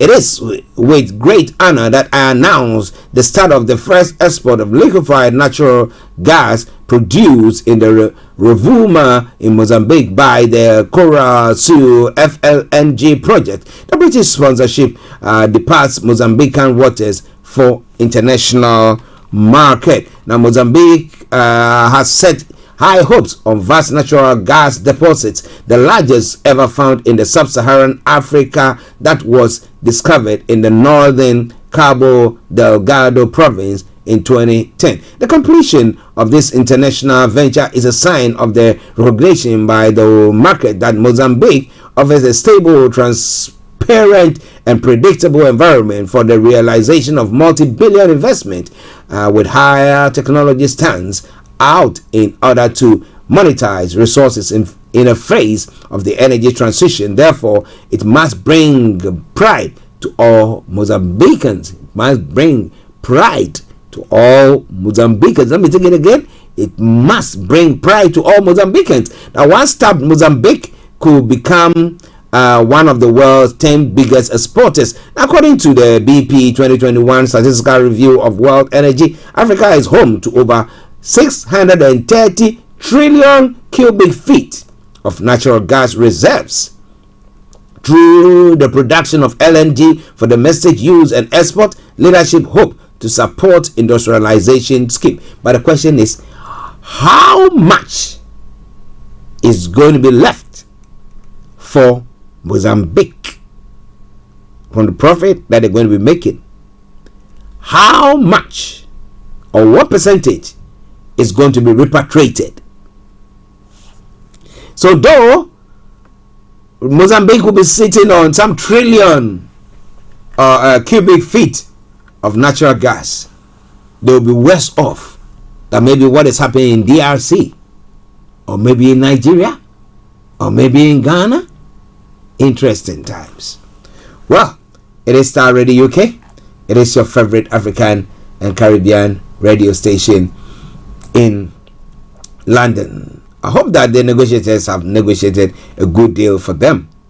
That when I say them, I mean the public of Mozambique. Okay, now the final story before we move on to Ghana, where there's lots happening there. Protesters holding placards reading "No to Foreign Interference" and Volker out in reference to the UN's Khartoum envoy Volker Perth, march in Khartoum last Saturday, let me put it that way. Now, thousands of Sudanese Islamists gathered Saturday for the second time in 2 weeks to call out what they see as interference in the country's affairs. They are opposed to the UN efforts to mediate between the Sudan's military junta and civilian leadership or leaders following last year's coup state by General Abdel Fattah al-Burhan. Any compromise will bring this country into a real crisis, and we, the youth of Sudan, do not want these parties and their agreements, protester Mohammed warned. If a government is supposed to emerge, it should be the result of an election. We will take to the streets, to the squares every day, in every city, in every corner, to protect this country, to preserve its unity and its security. No to foreign agents, Roy exclaimed. Now, the protesters also expressed anger at the transitional constitutional proposal by the Sudanese Bar Association, which plans on banning activities by the National Congress Party, the Islamist movement for former leader al-Bashir. The army chief last week warned the Islamists to stay clear of the military. Saying the army does not belong to any party. His warnings come a week after some 3,000 Islamists staged a similar march in front of the UN headquarters. It comes despite repeated accusations from the civilian faction that the army was colluding with the Islamists, pointing to the recent reappointment of Islamist figures in position of power. Interesting. They will always put their cronies somewhere, somehow, find a way to put such people in places. But you want to know more about what is happening? Don't touch the dial. It's all Starr Radio, okay? Let's take a break. We come back. I'll be taking you to Ghana, where it's all happening. The Kufuado sucks. Charles Dubois over Anna's video. So what is the Anna's video? What does it contain at all? Well, and it contains this statement allegedly made by Charles Kufuado, $200,000 appearance fee. Baumia's integrity can't be swayed by money, Gideon Boakun is saying. The timing of this release is quite an interesting one. Is it going to dent the image of the vice president? Now, is it something that is making the president's hands, or moving the president's hands into moving Charles Dubois and Ken Overiata from the Ministry of Finance to bring a bit of confidence in Ghana's financial sector? Well, we'll be looking into all that in a moment, but wherever you are, don't touch the dial. Enjoy. Let's take this commercial break and I'll bring you the rest of the story. Stay tuned. Tune in to On Point here on Starr Radio UK with Empress Regina every Monday at 5 p.m. GMT. Looking forward to your company. Hi guys, this is your friend Uruj from SendWave. SendWave is a money transfer app that is used by people all over the world to send money to their loved ones in Africa. With SendWave, you can send money to Ghana, Nigeria, Kenya, Uganda, and Tanzania. And the best part is, SendWave is absolutely commission-free. Our exchange rates are excellent. You can see for yourself by checking them out on our website. So how do you use SendWave? SendWave is an app that you can download onto your phone from the App Store or Google Play Store. The app is free to download. After downloading it, just open the app and enter your name, email, and phone number. That's it. You're good to go. Make sure you use the promo code SR. S for Starr, R for Radio. This promo code will give you £5 free credit to send to Africa on your first transaction. Your money will be delivered to your recipient within seconds. Feel free to call me on 0749 7377 647 at any time. I'll be happy to tell you all about SendWave and help you in any way I can. Remember to use the promo code SR for £5 free credit. Medasse. Hi everyone, it's your girl BB Clement, the author of How to Go From Employee to Entrepreneur and the host of your weekly business show, BB Means Business, the show where we discuss everything you ever wanted to know about business but you were afraid to ask. How do I start my business? How do I raise the finance? How do I grow my business? Where am I going to find my customers? Join me every Tuesday at 1:30 p.m. on Starr Radio UK to get all the information and tips that you need to become a successful entrepreneur and become financially free. Remember, don't let life dictate to you. Rather, put your signature on life. Check me out. He tells me my energy is making him tired. Yes! How do you get the energy to do I've been told that I have a lot of energy, but my goodness, I think today I have met my match people. I have met my match, Miss Suzanne. Wow, amazing. One of the things that's the start of the darkness. The whole of darkness. So what did that Myself and the world in a just. And 2019. Forget the proverbial boardroom. Join me, Simone Frazier, on the CEO, the program that gives you the driving seat over your life. Every Tuesday, 8 p.m. only on Starr Radio. Enlighten your day with Starr Radio. Welcome back to the program, Louise Ogunwole. Yes, good morning to you. As I did announce earlier on, Olayemi is not going to be with us this week. Yeah, we're doing some investigating work, and he is working behind the scenes as a media outlet. We do lots of investigation work, so at times we send our presenters out there to investigate, to get us the details of it. But because we have to make sure that we authenticate whatever is going on, making sure it's the right thing, no fake, and then we can bring it out. So please bear with us. This week, Yomi is not going to be live on air, but he'll be finishing me with all the information that I need to bring your way. That's why he's not here. But I hope you are doing very well, and I thank God that Nigeria has not happened to you. All right then. But share the broadcast with your friends and loved ones and invite them to like our pages. It's 2 minutes past 12. Let me announce the lines opened because at 12:30 exactly we'll be taking you to Cyprus, where our own HRH Linda Pallien is to bring you Career 101. Now, if you want to call or join in the conversation, it is 02081 332257 or 58 02081 332257 or 58. And then if you happen to be in the US, Canada, or the Caribbean area, it is 001-718 3032737 001-718 3032737. Now, if you happen to text, or you want to text or WhatsApp, at 0753-966-1744 0753-966-1744. Do your best, get in touch with us, and I promise you one thing for sure, I'm gonna read your message. Yes, that I would definitely do for you there as well. Okay, and then if you want to follow us as well, you can go to our Twitter handle. Our Twitter handle is Starr Radio UK, and our email address is info@starradiouk.com. So whatever you do, don't miss out on anything. Make sure your dials are still locked on Starr Radio UK, because after all, you know what? We are the favorite African and Caribbean radio station in London. All right then. Now let's move on.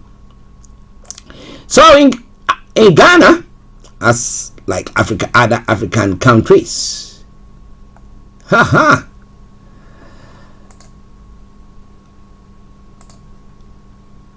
Akufo-Addo, that is the president, has sacked Charles Edouboahin over Anas video. The President Akufo-Addo has removed Deputy Finance Minister Charles Edouboahin from office after he was seen influencing peddling in investigative piece yet to be aired by the investigative journalist Anas Arameyao Anas. The deputy minister is reported to have suggested in the video that the vice president will accept an appearance fee of $200,000 to back new entrepreneurs who seek to invest in Ghana. No wonder some of us have not been able to invest there, because we didn't have this clue. Lois says, thank you, sir. Thank you, Lois. Lois? Yes, Lois. Okay. Now you mean like appearance fee and stuff? I mean, he himself, the vice president, if you give him some $200,000 or something as a token, as thank you, appreciating, that's fine. It's not really like that. All he needs is to worry about his campaign money in 2020. I mean, that brings into question something that I want to talk about here as well, and that pertains to refinancing elections, how we finance elections as a country. That actually starts the corruption. So I want to talk about that financing of elections. Where do we get the money from? So the vice president who wants to be presidential candidate for the MPP will go around with his entourage doing all sorts. But how did he come by that money? This is what we know. What has gone on behind the scenes that we don't have a clue. All right then. So all he needs is to worry about his campaign money in 2020. Now Charles Edouboahin is alleged to have said in the video which set to air at the conference center later today, he added that an investor must also consider opportunities for the siblings of the vice president. Hey! So what have gone on with the president? Now the president's tenure is virtually over. So, okay. He said that the vice president, for his full support, apart from the 200,000 appearance fee token to him. So 200,000 is a token. Oh gosh. Now, so if you come with 3 or 4 projects and you say we are doing this, we are doing that, and we are prepared to write a check for this, write a check for that, you see, he has a big family. The vice president has about 5 or 6 brothers and sisters. So what may be will happen is, if you tell him that hey, look, I want to do this project, do you have somebody that I can work with that you will introduce me to? And then you will know he, the vice president, will use that to immediately put his brother to work with us on a particular project. That's how we will be able to work with him. That's the vice president. You know what I mean? No, I don't know what you mean. You see what I'm saying? And the development of his business, of his businesses. The Minister of State in charge of finance in the office of the president added. Now, do you think you can just get up and make such a statement? But in a statement dismissing the minister, the president said he met his appointee over the claims and thanked him for his service. The president of the Republic, Nana Addo Dankwa Akufo-Addo, has terminated the appointment of the Minister of State at the Ministry of Finance, Mr. Charles Edouboahin, with immediate effect after being made aware of the allegations leveled against the minister in the expose Galamsey economy. The president spoke to Mr. Edouboahin, after which he took the decision to terminate his appointment and also to refer the matter to the special prosecutor for further investigation. The president thanked Mr. Edouboahin for his strong services to his government since his appointment in 2017 and wished him well in his future endeavors. He never said there's going to be any investigation of any sort. So you ask yourself the question, what exactly goes on behind the scenes? What exactly goes on behind the scenes? This is something that we're talking about, meeting the vice president. So what about having a time with the president? What does that come with? Wow.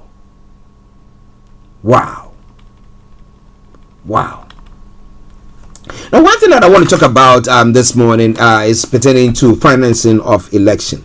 Now, Joseph Edouboahin is alleged to have said that, look, all that the vice president is looking forward to is how he can finance his elections. Now, where do these people get the monies from? Now, when people were saying that the finance minister, Kenneth Oriata, should be moved out because of the deplorable nature of the work that they've done so far, or the bad way the economy of Ghana is, the president said You guys don't know. When I didn't have anybody around me to say, trust me that I can do it, I had him going around to raise money. Where did he raise that money or those monies from? So you see that the way we fund our campaigns, our election campaigns, actually is the beginning of the corruption. So in the fourth position, when somebody becomes a president, he's already corrupted because he has taken monies from some people or some crookish way of making money to do this. And when they come in, they have to pay them. And therefore, they have to do everything, sign all deals and making all deals that at times you look at it and ask yourself the question, so what is the state benefit or how is the state benefiting from this? Are we getting value for money? But what do you think? Do you think that maybe the dismissal of Charles Edubuahin appease people when they watch this announced expose today? Well, it's going to be at 5 p.m. and the second, I think, airing, I'm not very sure of the time, but I know that the first one is 5 p.m. But there's going to be 2 airings today. Now we'll be bringing you details of what exactly was said or seen and how the conversation went in general. So wherever you are, stay tuned. Is there going to be an investigation into this particular situation, or Charles Edubuahin is free to go wherever he wants to go, flee the country, or what? Well, we're going to be looking at it in details. Well, it is Starr Radio UK.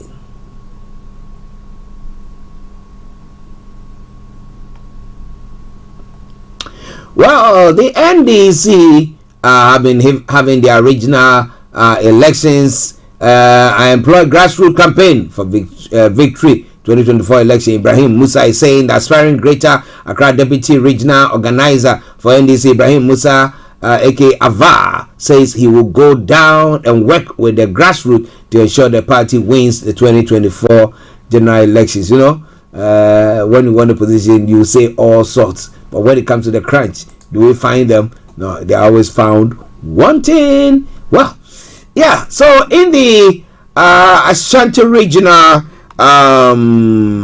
elections for NDC delegates conference, some persons are believed to be thugs of the National Democratic Congress on Sunday clashed with the police at the regional delegates conference in the Ashanti region. The heavily built men who did not have accreditation were prevented from entering the Kumasi Sports Stadium where the elections was being held. The police managed to arrest one of them as they restored calm, but his colleagues will not allow the police to take their suspect away, resulting in some altercation. Now, the guys vowed that they will not allow the police to take the suspect away, so they fought them for a while. An eyewitness spoke anonymously. Now, the guys vowed that they will not, okay. Now, moving on to some other. Now, the young men, numbering about 30, were angered by a warning shot from the police in an attempt to disperse the crowd.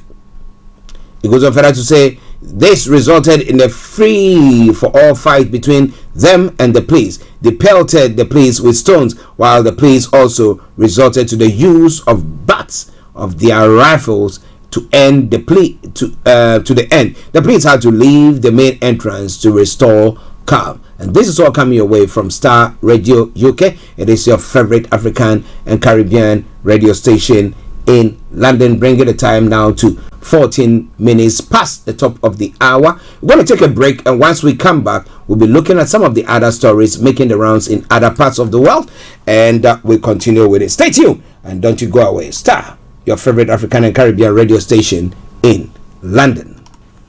Tune in to On Point here on Starr Radio UK with Empress Regina every Monday at 5 p.m. GMT. Looking forward to your company. Hi guys, this is your friend Uruj from SendWave. SendWave is a money transfer app that is used by people all over the world to send money to their loved ones in Africa. With SendWave, you can send money to Ghana, Nigeria, Kenya, Uganda, and Tanzania. And the best part is, SendWave is absolutely commission free. Our exchange rates are excellent. You can see for yourself by checking them out on our website. So how do you use SendWave? SendWave is an app that you can download onto your phone from the App Store or Google Play Store. The app is free to download. After downloading it, just open the app and enter your name, email, and phone number. That's it. You're good to go. Make sure you use the promo code SR. S for Star, R for Radio. This promo code will give you £5 free credit to send to Africa on your first transaction. Your money will be delivered to your recipient within seconds. Feel free to call me on 0749 7377 647 at any time. I'll be happy to tell you all about SendWave and help you in any way I can. Remember to use the promo code SR for £5 free credit. Medasse. Hi everyone, it's your girl BB Clement, the author of How to Go From Employee to Entrepreneur and the host of your weekly business show, BB Means Business, the show where we discuss everything you ever wanted to know about business but you were afraid to ask. How do I start my business? How do I raise the finance? How do I grow my business? Where am I going to find my customers? Join me every Tuesday at 1:30 p.m. on Starr Radio UK to get all the information and tips that you need to become a successful entrepreneur and become financially free. Remember, don't let life dictate to you. Rather, put your signature on life. In your car, at home, on your smartphone. This is Starr Radio UK. Welcome back to the program. It is Starr Radio UK. It is your favorite African and Caribbean radio station in London. I bring the time down to 12:16. So in the next 14 minutes time, I'll be taking you to Cyprus, where our own HRH Linda Pallien is. But now let's quickly go to other parts of the world and look at some of the stories making the rounds there. Well, Ukrainians have been celebrating, especially those who are in the Kherson area. Now, President Volodymyr Zelensky has also visited the city of Kherson days after it was liberated by the Ukrainian troops. He spoke to soldiers saying Ukraine is moving forward and ready for peace. The loss of Kherson, taken in the early stages of the invasion, was a major setback for Russia, though Moscow insisted it remains Russian territory. Now, Russia had declared it's the administrative center of the illegally annexed Kherson region, and it was the only regional capital to be occupied. Now, Kherson was captured in March, weeks after the invasion began. The region was then one of 4 to be illegally annexed after self-styled referendums were held in September. At the ceremony in Moscow, Russian President Vladimir Putin said the annexation of Luhansk, Donetsk, Zaporizhia, and Kherson was non-negotiable. So, what is happening? Why are the Russians doing a U-turn? Is it a ploy? Is it a trap? What exactly is happening there? But in the following weeks, Ukraine began to make gains in the south of the country, advancing towards Kherson and putting Russian forces under increasing pressure. Now, finally, Russian forces withdrew and Ukrainian troops entered the city on Friday. Now, locals were seen celebrating, some reuniting with loved ones they had not seen for months. The mood in the city was one of jubilation and relief, but also trepidation. Now, during his visit on Monday, Mr. Zelensky sang the Ukrainian national anthem. The country's flag was hoisted above the main administrative building. He told troops that Ukraine is ready for peace. Peace for all our country, the Reuters news agency has reported. He thanked NATO and other allies for their support, adding that high mobility artillery rocket systems, that's HIMARS, from the United States had made a big difference for them there as well. The president also addressed a crowd in the city's main square, some of whom waved Ukrainian flags or war them draped across their shoulders. Now, asked whether where Ukrainian forces might advance next, he said, not Moscow. We're not interested in the territories of another country. The president also joked he had come to Kherson because he wanted a watermelon, in reference to the locally grown fruit which has become a popular Ukrainian symbol of resistance. In response to Mr. Zelensky's visit, Kremlin said Kherson was part of Russia. Well, in a quote, he said, "We leave this without comments," Kremlin spokesman Dmitry Peskov said, adding, this territory is part of Russian Federation. Mr. Zelensky had previously said that investigators have uncovered more than 400 war crimes in areas of Kherson abandoned by Russian forces as they retreated. Some information coming to unable to be verified. This allegation, and Moscow denies that its troops intentionally targeted civilians. But we see pictures of them happening. But is it a ploy? Is it fake news? Or what exactly it is? It is all coming your way from Starr Radio UK. 12:20 the time. Starr Radio UK, your favorite African and Caribbean radio station in London. Well, in the US, Republicans are angered. Donald Trump and Mitch McConnell, Republicans anger over midterms.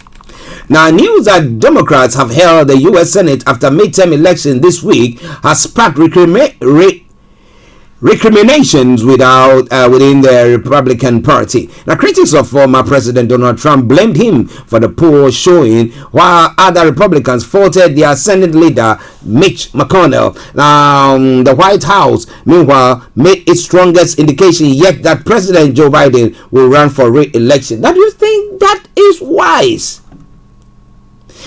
At the moment, he is the oldest serving president, unless I'm wrong.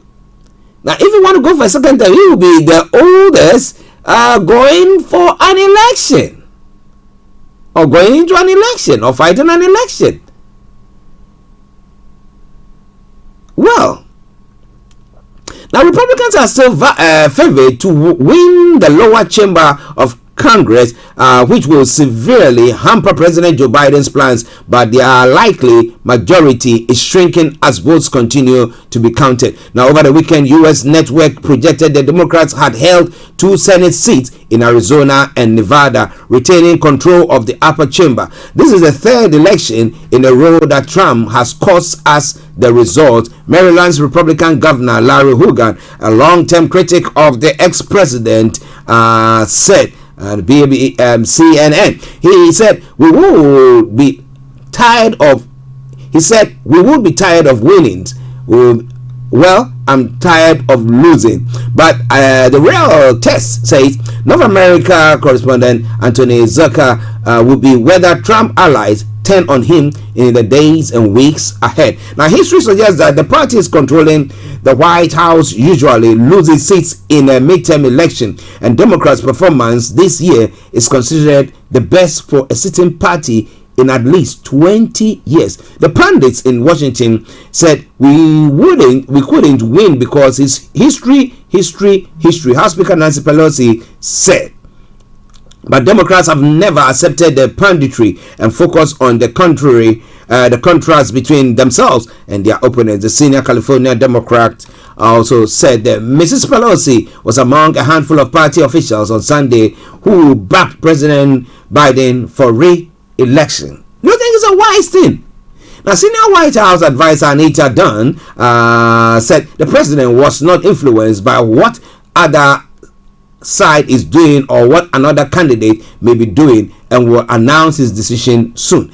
She said the midterm results were hugely consequential for the party's agenda, and Mr. Biden believes he is the best person to continue the progress that we have made. If Mr. Biden does not run again, he will likely be in a rematch of his 2020 race with Mr. Trump, who is my apologies. If Mr. Biden does run again, he will likely be in a rematch of his 2020 race with Mr. Trump, who is widely expected to formally announce for 2024 this coming Tuesday. That's tomorrow. Now, the potential announcement is upending and scrambling old allegiance within the party, with some allies of the former president attacking his detractors, most notably Senate Minority Leader Mitch McConnell. Well, it is all coming away from Starr Radio UK, your favorite African and Caribbean radio station in London. We've got another 5 minutes to bring the first part of the program to a close. Okay.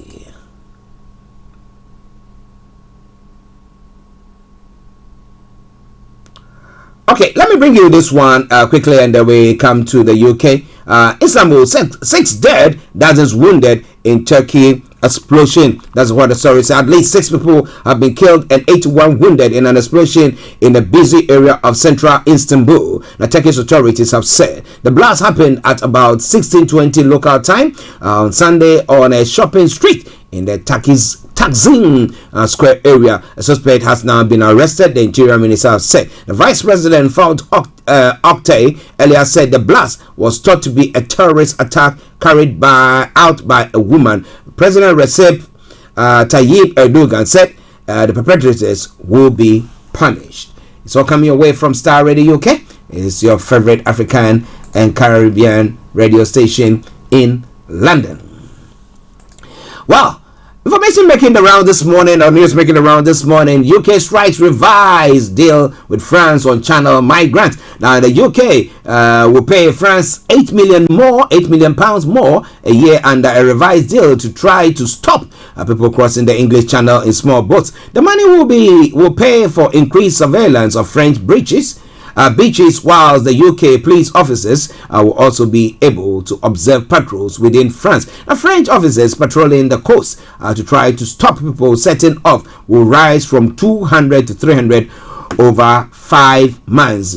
Rishi Sunak said he was confident the crossing could be brought down. However, he warned there was no single thing that could fix the situation, promising even greater cooperation with France in the months ahead. In the news, BBC News Home Affairs correspondent Daniel Sanford said that while the expanded deal will further disrupt the people smugglers operating in France, it was unlikely to end their trade. They always find ways and means to go about it.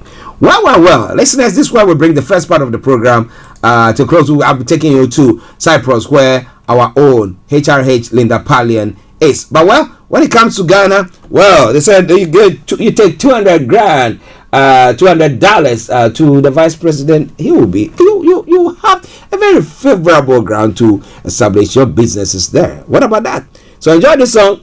The Zongoman says, "Where's the dollar?" He's asking. All right then. So let's enjoy that song, and I'll bring you HRH Linda Pallien. Stay tuned. Don't you go away.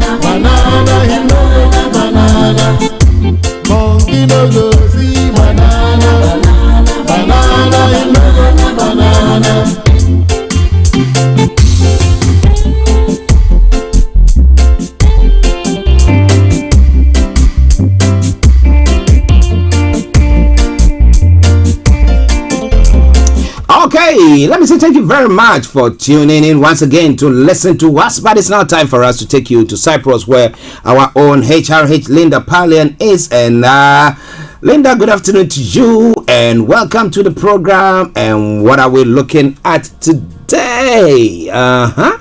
So, what are we looking at today? So we're looking at portfolios and personal websites. Portfolios and personal websites. Okay, well, that's an interesting one. So maybe you want to have your own portfolio. You want to do something. You want to be able to sell yourself. How do you do all that? Well, that is what exactly our own HRH Linda Pallien is going to be doing this afternoon. So let me hand over to her while she brings her presentation. Over to you, Linda. Thank you so much. Today we've chosen to look at portfolios and personal websites. And as Archie said, it's a very topical subject to look at when you're selling yourself. Most of us are used to submitting a CV and a cover letter maybe that showcases our experience and what we do and what we're capable of. The next step further is creating a portfolio or personal website. Now, most creatives are used to creating portfolios because if you're a model or an actress, you probably will have like a portfolio of the things that you've done, or an artist will have their portfolio.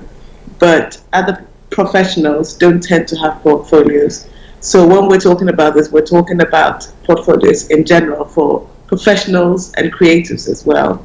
So how can you, as a dentist or as an accountant or as a marketing manager, still have a portfolio that will be able to sell you, and what the difference is between the portfolio and the personal website, and why you might consider having one or the other or both.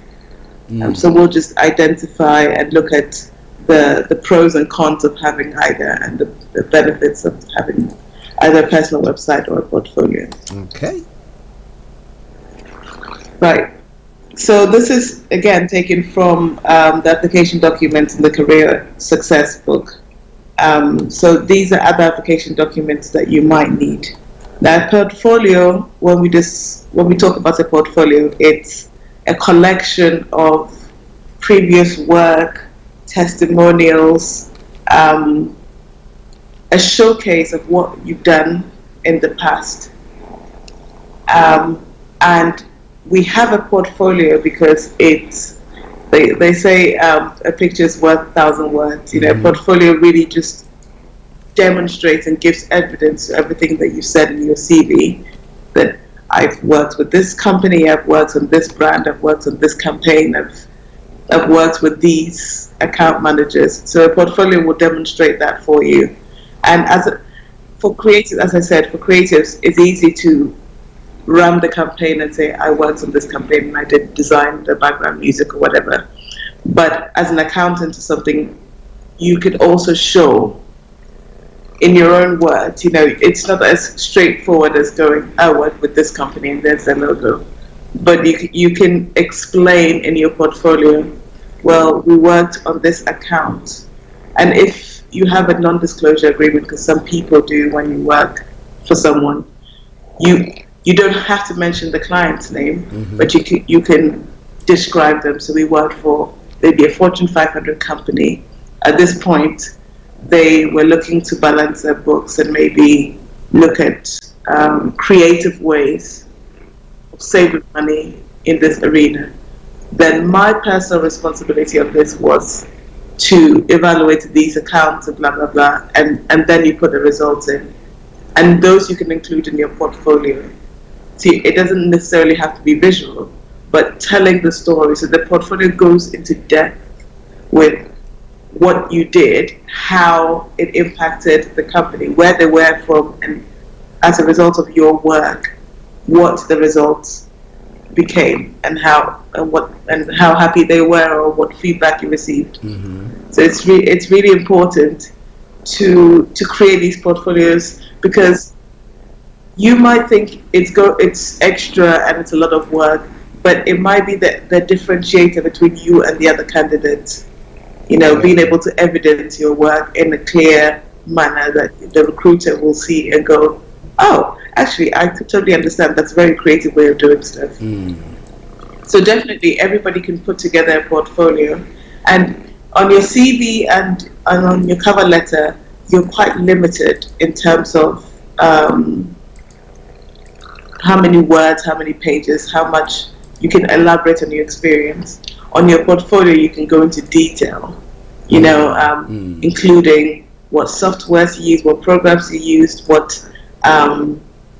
who was involved as well. It's a little less structured than that. So really, if you think I have so much experience and I can't put it all in one CV, one 2-page CV or one 1-page CV, then definitely attach a portfolio which showcases what you've done. And of course, that goes a long way to sell you. Okay.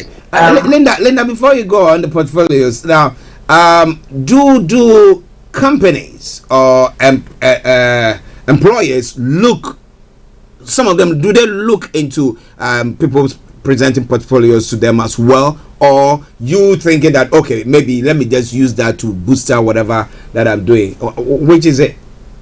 So, if you're not in an industry that typically looks at portfolios, they won't be looking, they won't be requiring a portfolio from you. However, if you've attached it, they will definitely take a look at it. Okay. And again, that puts you heads and shoulders above the rest, because no one else would have done that. Okay. And if you've submitted this extra attachment, or you have this hard copy of a portfolio with you in an interview, they will have to take a look at it, and this is all of the extra stuff that you might not have the time or the opportunity to explain in the interview. But if you've handed over this piece of paper, they have it with them, and consciously or subconsciously, it implants you in their brain, as the person that went the extra mile. And everybody's looking for somebody that goes the extra mile. Of course. And as you said, a picture speaks 1,000 words. Okay, so, well, it's up to you if you are listening to us this afternoon. Yes, Career 101. Creating portfolios and personal website. That's what we are looking at. We have HRH Linda Pallien who is doing the presentation. And let's go back to Linda. Over to you. Fantastic. So we'll round up on portfolios. Again, it shows that you're proactive and motivated. I touched on this earlier. You can have a hard copy, and I would always recommend you have both. You can have a hard copy that you give out physically at your interviews, especially if it's visual. But also you can have an electronic copy that you attach when you do your application forms. If you're applying by email, you can send it as an attachment by email. Usually when you're filling application forms, there's usually a button for additional evidence. You can attach that there too. So I would suggest to have both copies, just in case. And also the recruiter might not be the same person that interviews you, so whether you've given it to them already in an email, it serves you well if you have it in hard copy to present to the person in front of you as well. So you've got your hard copy and you've got your online version. Now let's talk about what else goes into a portfolio, and then we'll talk about personal websites. So when you start gathering your evidence, you want to take screenshots of emails as proof. If you take off the sensitive data, photos of the project, but also it needs to be structured in a way that everything that you include should say something, and a specific something about you, rather than, oh, this is a nice to have. Then I'm going to go through 20, 30 pages. But if you organize your portfolio in a way that it evidences key skills that are necessary for the job, it really helps. So identify what you're trying to say or trying to portray in your portfolio. Be intentional when you create it. And consider what format it needs to be as well, whether it's hard copy or not. Be creative as well in terms of how you portray it, especially if it's not in the creative industry where it's all pictorial. You don't want to write essays about what you've done. So just a few bullet points that highlight it and included visuals where necessary will really help. a good rule of thumb is to try and include as many of the 5 senses as possible, Okay. because everyone learns differently. So some people might appreciate the paragraph by reading, some people might appreciate the visuals, some people might appreciate the statistics, some people might appreciate experience and experiential learning, of saying, imagine and creating this scenario and taking them on a journey where you immerse them in whatever the project was. Okay. So you can do a small exercise to demonstrate that. So as much as you can include all the 5 senses, the better it will be for you in your portfolio. Good. And of course, you can tailor your portfolio to different jobs that you apply to. If you're doing a portfolio on modeling and you're now applying to an industry that doesn't really, where those transferable skills are not the key skills required, then you would be selective about how much of your modeling stuff you include in there. Okay. So on that, so you have to make sure that the transferable skills are something to have got something to do with the presentation that you are doing. If not, don't put it in. Exactly. Okay. You can mention it briefly, but don't make that the focal point of what you're trying to say, because if, for example, if you go into factory work, it's not relevant to them, and then that would derail the interview. Yeah. So being discerning is important when including stuff in your portfolio. All right, continue. Yeah. And make sure that it's consistent with your brand. That's the last thing I will say as well. If you want it to come across as super organized or color coded or whatever impression it is you've given from your CV and your cover letter, then make sure it's consistent as well. I won't go putting in, or I wouldn't have someone else create a portfolio for you and then it doesn't match with the person sitting in front of them. If it's super manicured and super tailored and color coded, and you are a complete different whatever the opposite of that is. Good. So that you didn't do your work yourself, and you don't want to start off by cheating. Of course. Okay. So now let's look at personal websites, because I get asked about this a lot. Should I have my own website? Everything is digital nowadays, and rather than making my CV and tailoring it, if I have my website, then they can go look. For some reason, this is people think, well, if I create a website, then people are just gonna go to look. Think about how reluctant you are to click on a link when you're not convinced what's being. Yeah. I wouldn't do that. Okay, Linda, we can't hear you. No. Okay, yes, now I can hear you. No, it's gone again. Okay. Yes, I think you're back. Right? Yes. Yeah, we can hear you now. Yeah. Okay. That's my train of thought there. But again, your website is, if you create a website with, people think if you create a website and maybe I put my modeling stuff on one section and the other stuff on one section, it makes it confusing. And if the more work, the more barriers to discovering who you are, the less likely people will follow through and go all the way to read your About Me section, to read your engineering section, to read your whatever. Personal website is a good asset, but make sure it's intentional. Okay. When if you do decide to do it, it's a good tool, and it shows proactivity, and it shows that you have a brand, or you believe in yourself, and it's a good showcase, and it's more accessible than printing off a CV or having a bio ready. But make sure it serves a particular purpose. You want it to be easy to navigate. They can go to the right place. If you want to send them just the CV aspect of it, then make sure the link goes directly to the CV. It doesn't go to the homepage, and then they have to look for the CV aspect of it. Okay. So there's different benefits of having a personal website. Two things to definitely include: it should have a strong About Me section, but also your personal contact, how they can reach you from there. So definitely must include it can be one page. It doesn't have to be an elaborate website. It doesn't even have to be a paid website. You can have one of these free extensions. I think to some extent, depending on what job you're trying to go for, you can be forgiven for having a free website with just a page on there. You know, as long as it's a well-presented page. So what are the benefits of a personal website? It boosts your online image. It comes in handy when you're being headhunted, so that you're not having to now tailor a job or tailor your CV or spend time from your current occupation to tailor it to it, but you can direct people there easy. So it's an online presence ready for whoever is looking to have you. And it doesn't say, oh, I've just put my CV out there. It was already there. I just send them a link to it to see who I am.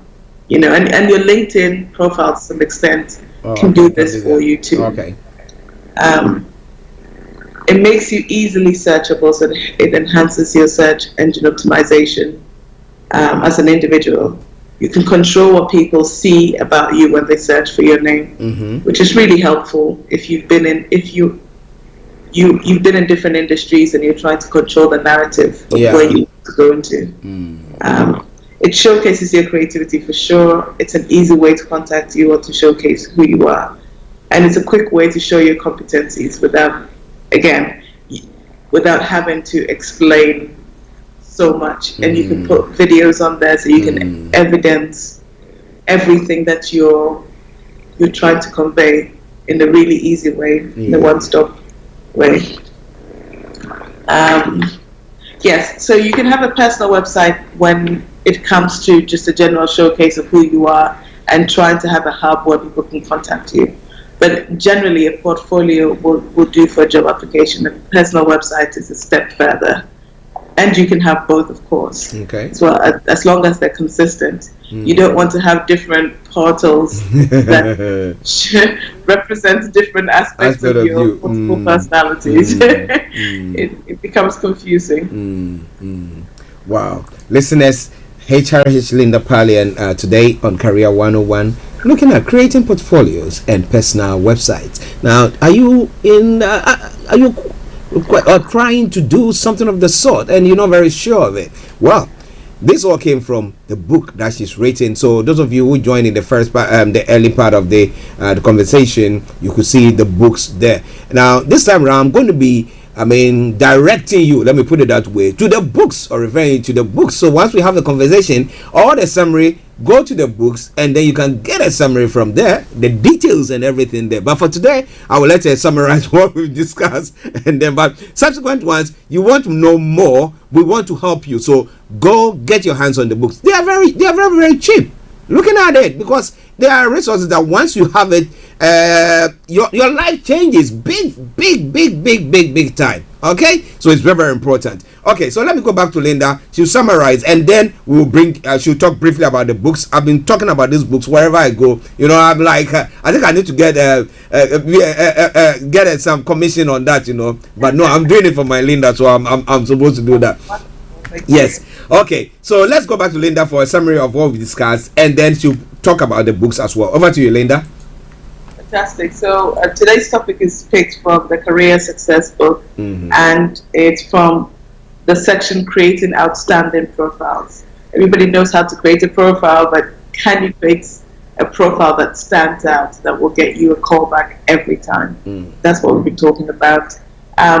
Definitely. So we spoke about creating portfolio and personal websites. We found out that portfolios are for everyone, not just for creatives. So even if your job is mundane as a security guard or whatever it is, or as a clean, whatever job you do, you know, that isn't necessarily a creative, or you wouldn't immediately think portfolio. I've given you some tips that you can use to create a portfolio that makes your image much better and makes it sticky in the minds of people rather than just using your words. So for example, if you created, I'll use a security guard example. If you created an avatar, for example, so me as a security guard, I'm the equivalent of Jack Reacher. For example, I do this and I believe in this and here are my values and it's embodied in this. And you can see it via these examples when I worked as a security guard for the mall or for the president, and I did this, and in this instance this happened, whatever. And you can create creatively that storyline that really elaborates who you are as a professional. So it's not just for creatives. You as a professional, you can creatively use a portfolio to showcase more of what your personality is and why you deserve the job or the promotion or the pay rise, whatever you're going for. We spoke about the different formats of your portfolio as well and when to use which one. We've spoken about the advantages of having a portfolio. And then we spoke about personal websites as well, how you can do it easily, more accessibly, more cheaply, but why it's beneficial, how you can do it so it's consistent, how you can share that link. In the cases when it will be easier for you to have a personal website, if you want to showcase a particular section, then you can send this particular link to people explaining what they'll see, and they'll go and click on it. And we spoke about don't just share a link, tell them what they're going to see or what to look out for so that they go onto your site with a purpose. So that really helps when it comes to just having an online place where you can control the narrative, people can go find out more about you, and of course how to contact you. Don't forget that.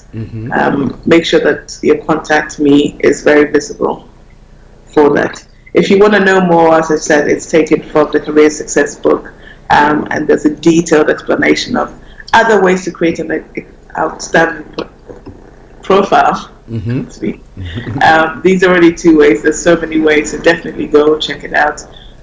You can find this book on Amazon UK. You can find it Amazon.com all around the world, in Canada, in the Asian countries, in Australia, in the US as well. Definitely. The first book is How to Career, which will help you in deciding which career to go for. The second book will help boost the career that you've chosen to go into.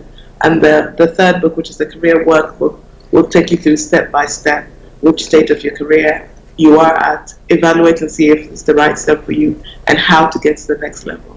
So those are the 3 books. They're available online. Just Google Career and Linda Pallien, and that should come up easily for you. Okay. Now, Linda, your contact details, please. Yes, so that we can contact you. Contact me on lindapallien.com or on social media at Linda Pallien on Instagram, Facebook, Twitter, and also on LinkedIn. More importantly, LinkedIn. Okay. Linda, let me say thank you very much for another wonderful presentation today. Have a day. Okay, have a lovely day. Right then. Bye-bye. Okay, so that has been HRH Linda Pallien bringing you Career 101. This is where I bring the program to a close for today. I will be bringing you one music before we go. So once again, let me say thank you very, very much for joining us. Tomorrow we're going to be back where we're going to be looking at some of the other stories making the rounds across the globe. And of course, as I said, we're having the one and only BB Clement also bringing you BB Means Business. So on that note, I say have a blessed day. Enjoy the day as much as you can. Yes. And bye-bye for now. It's been me, Archie, saying stay blessed. Bye.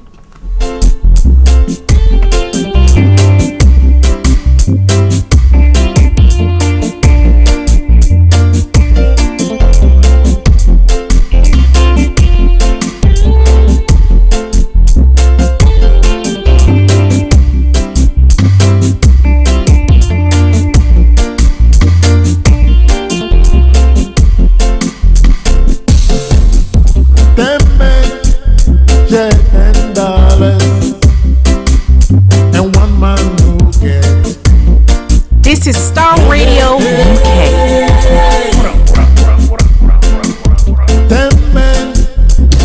Thanks for listening.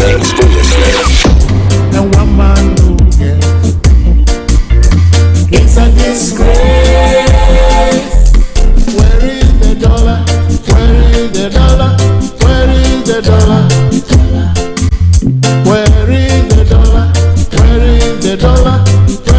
the dollar.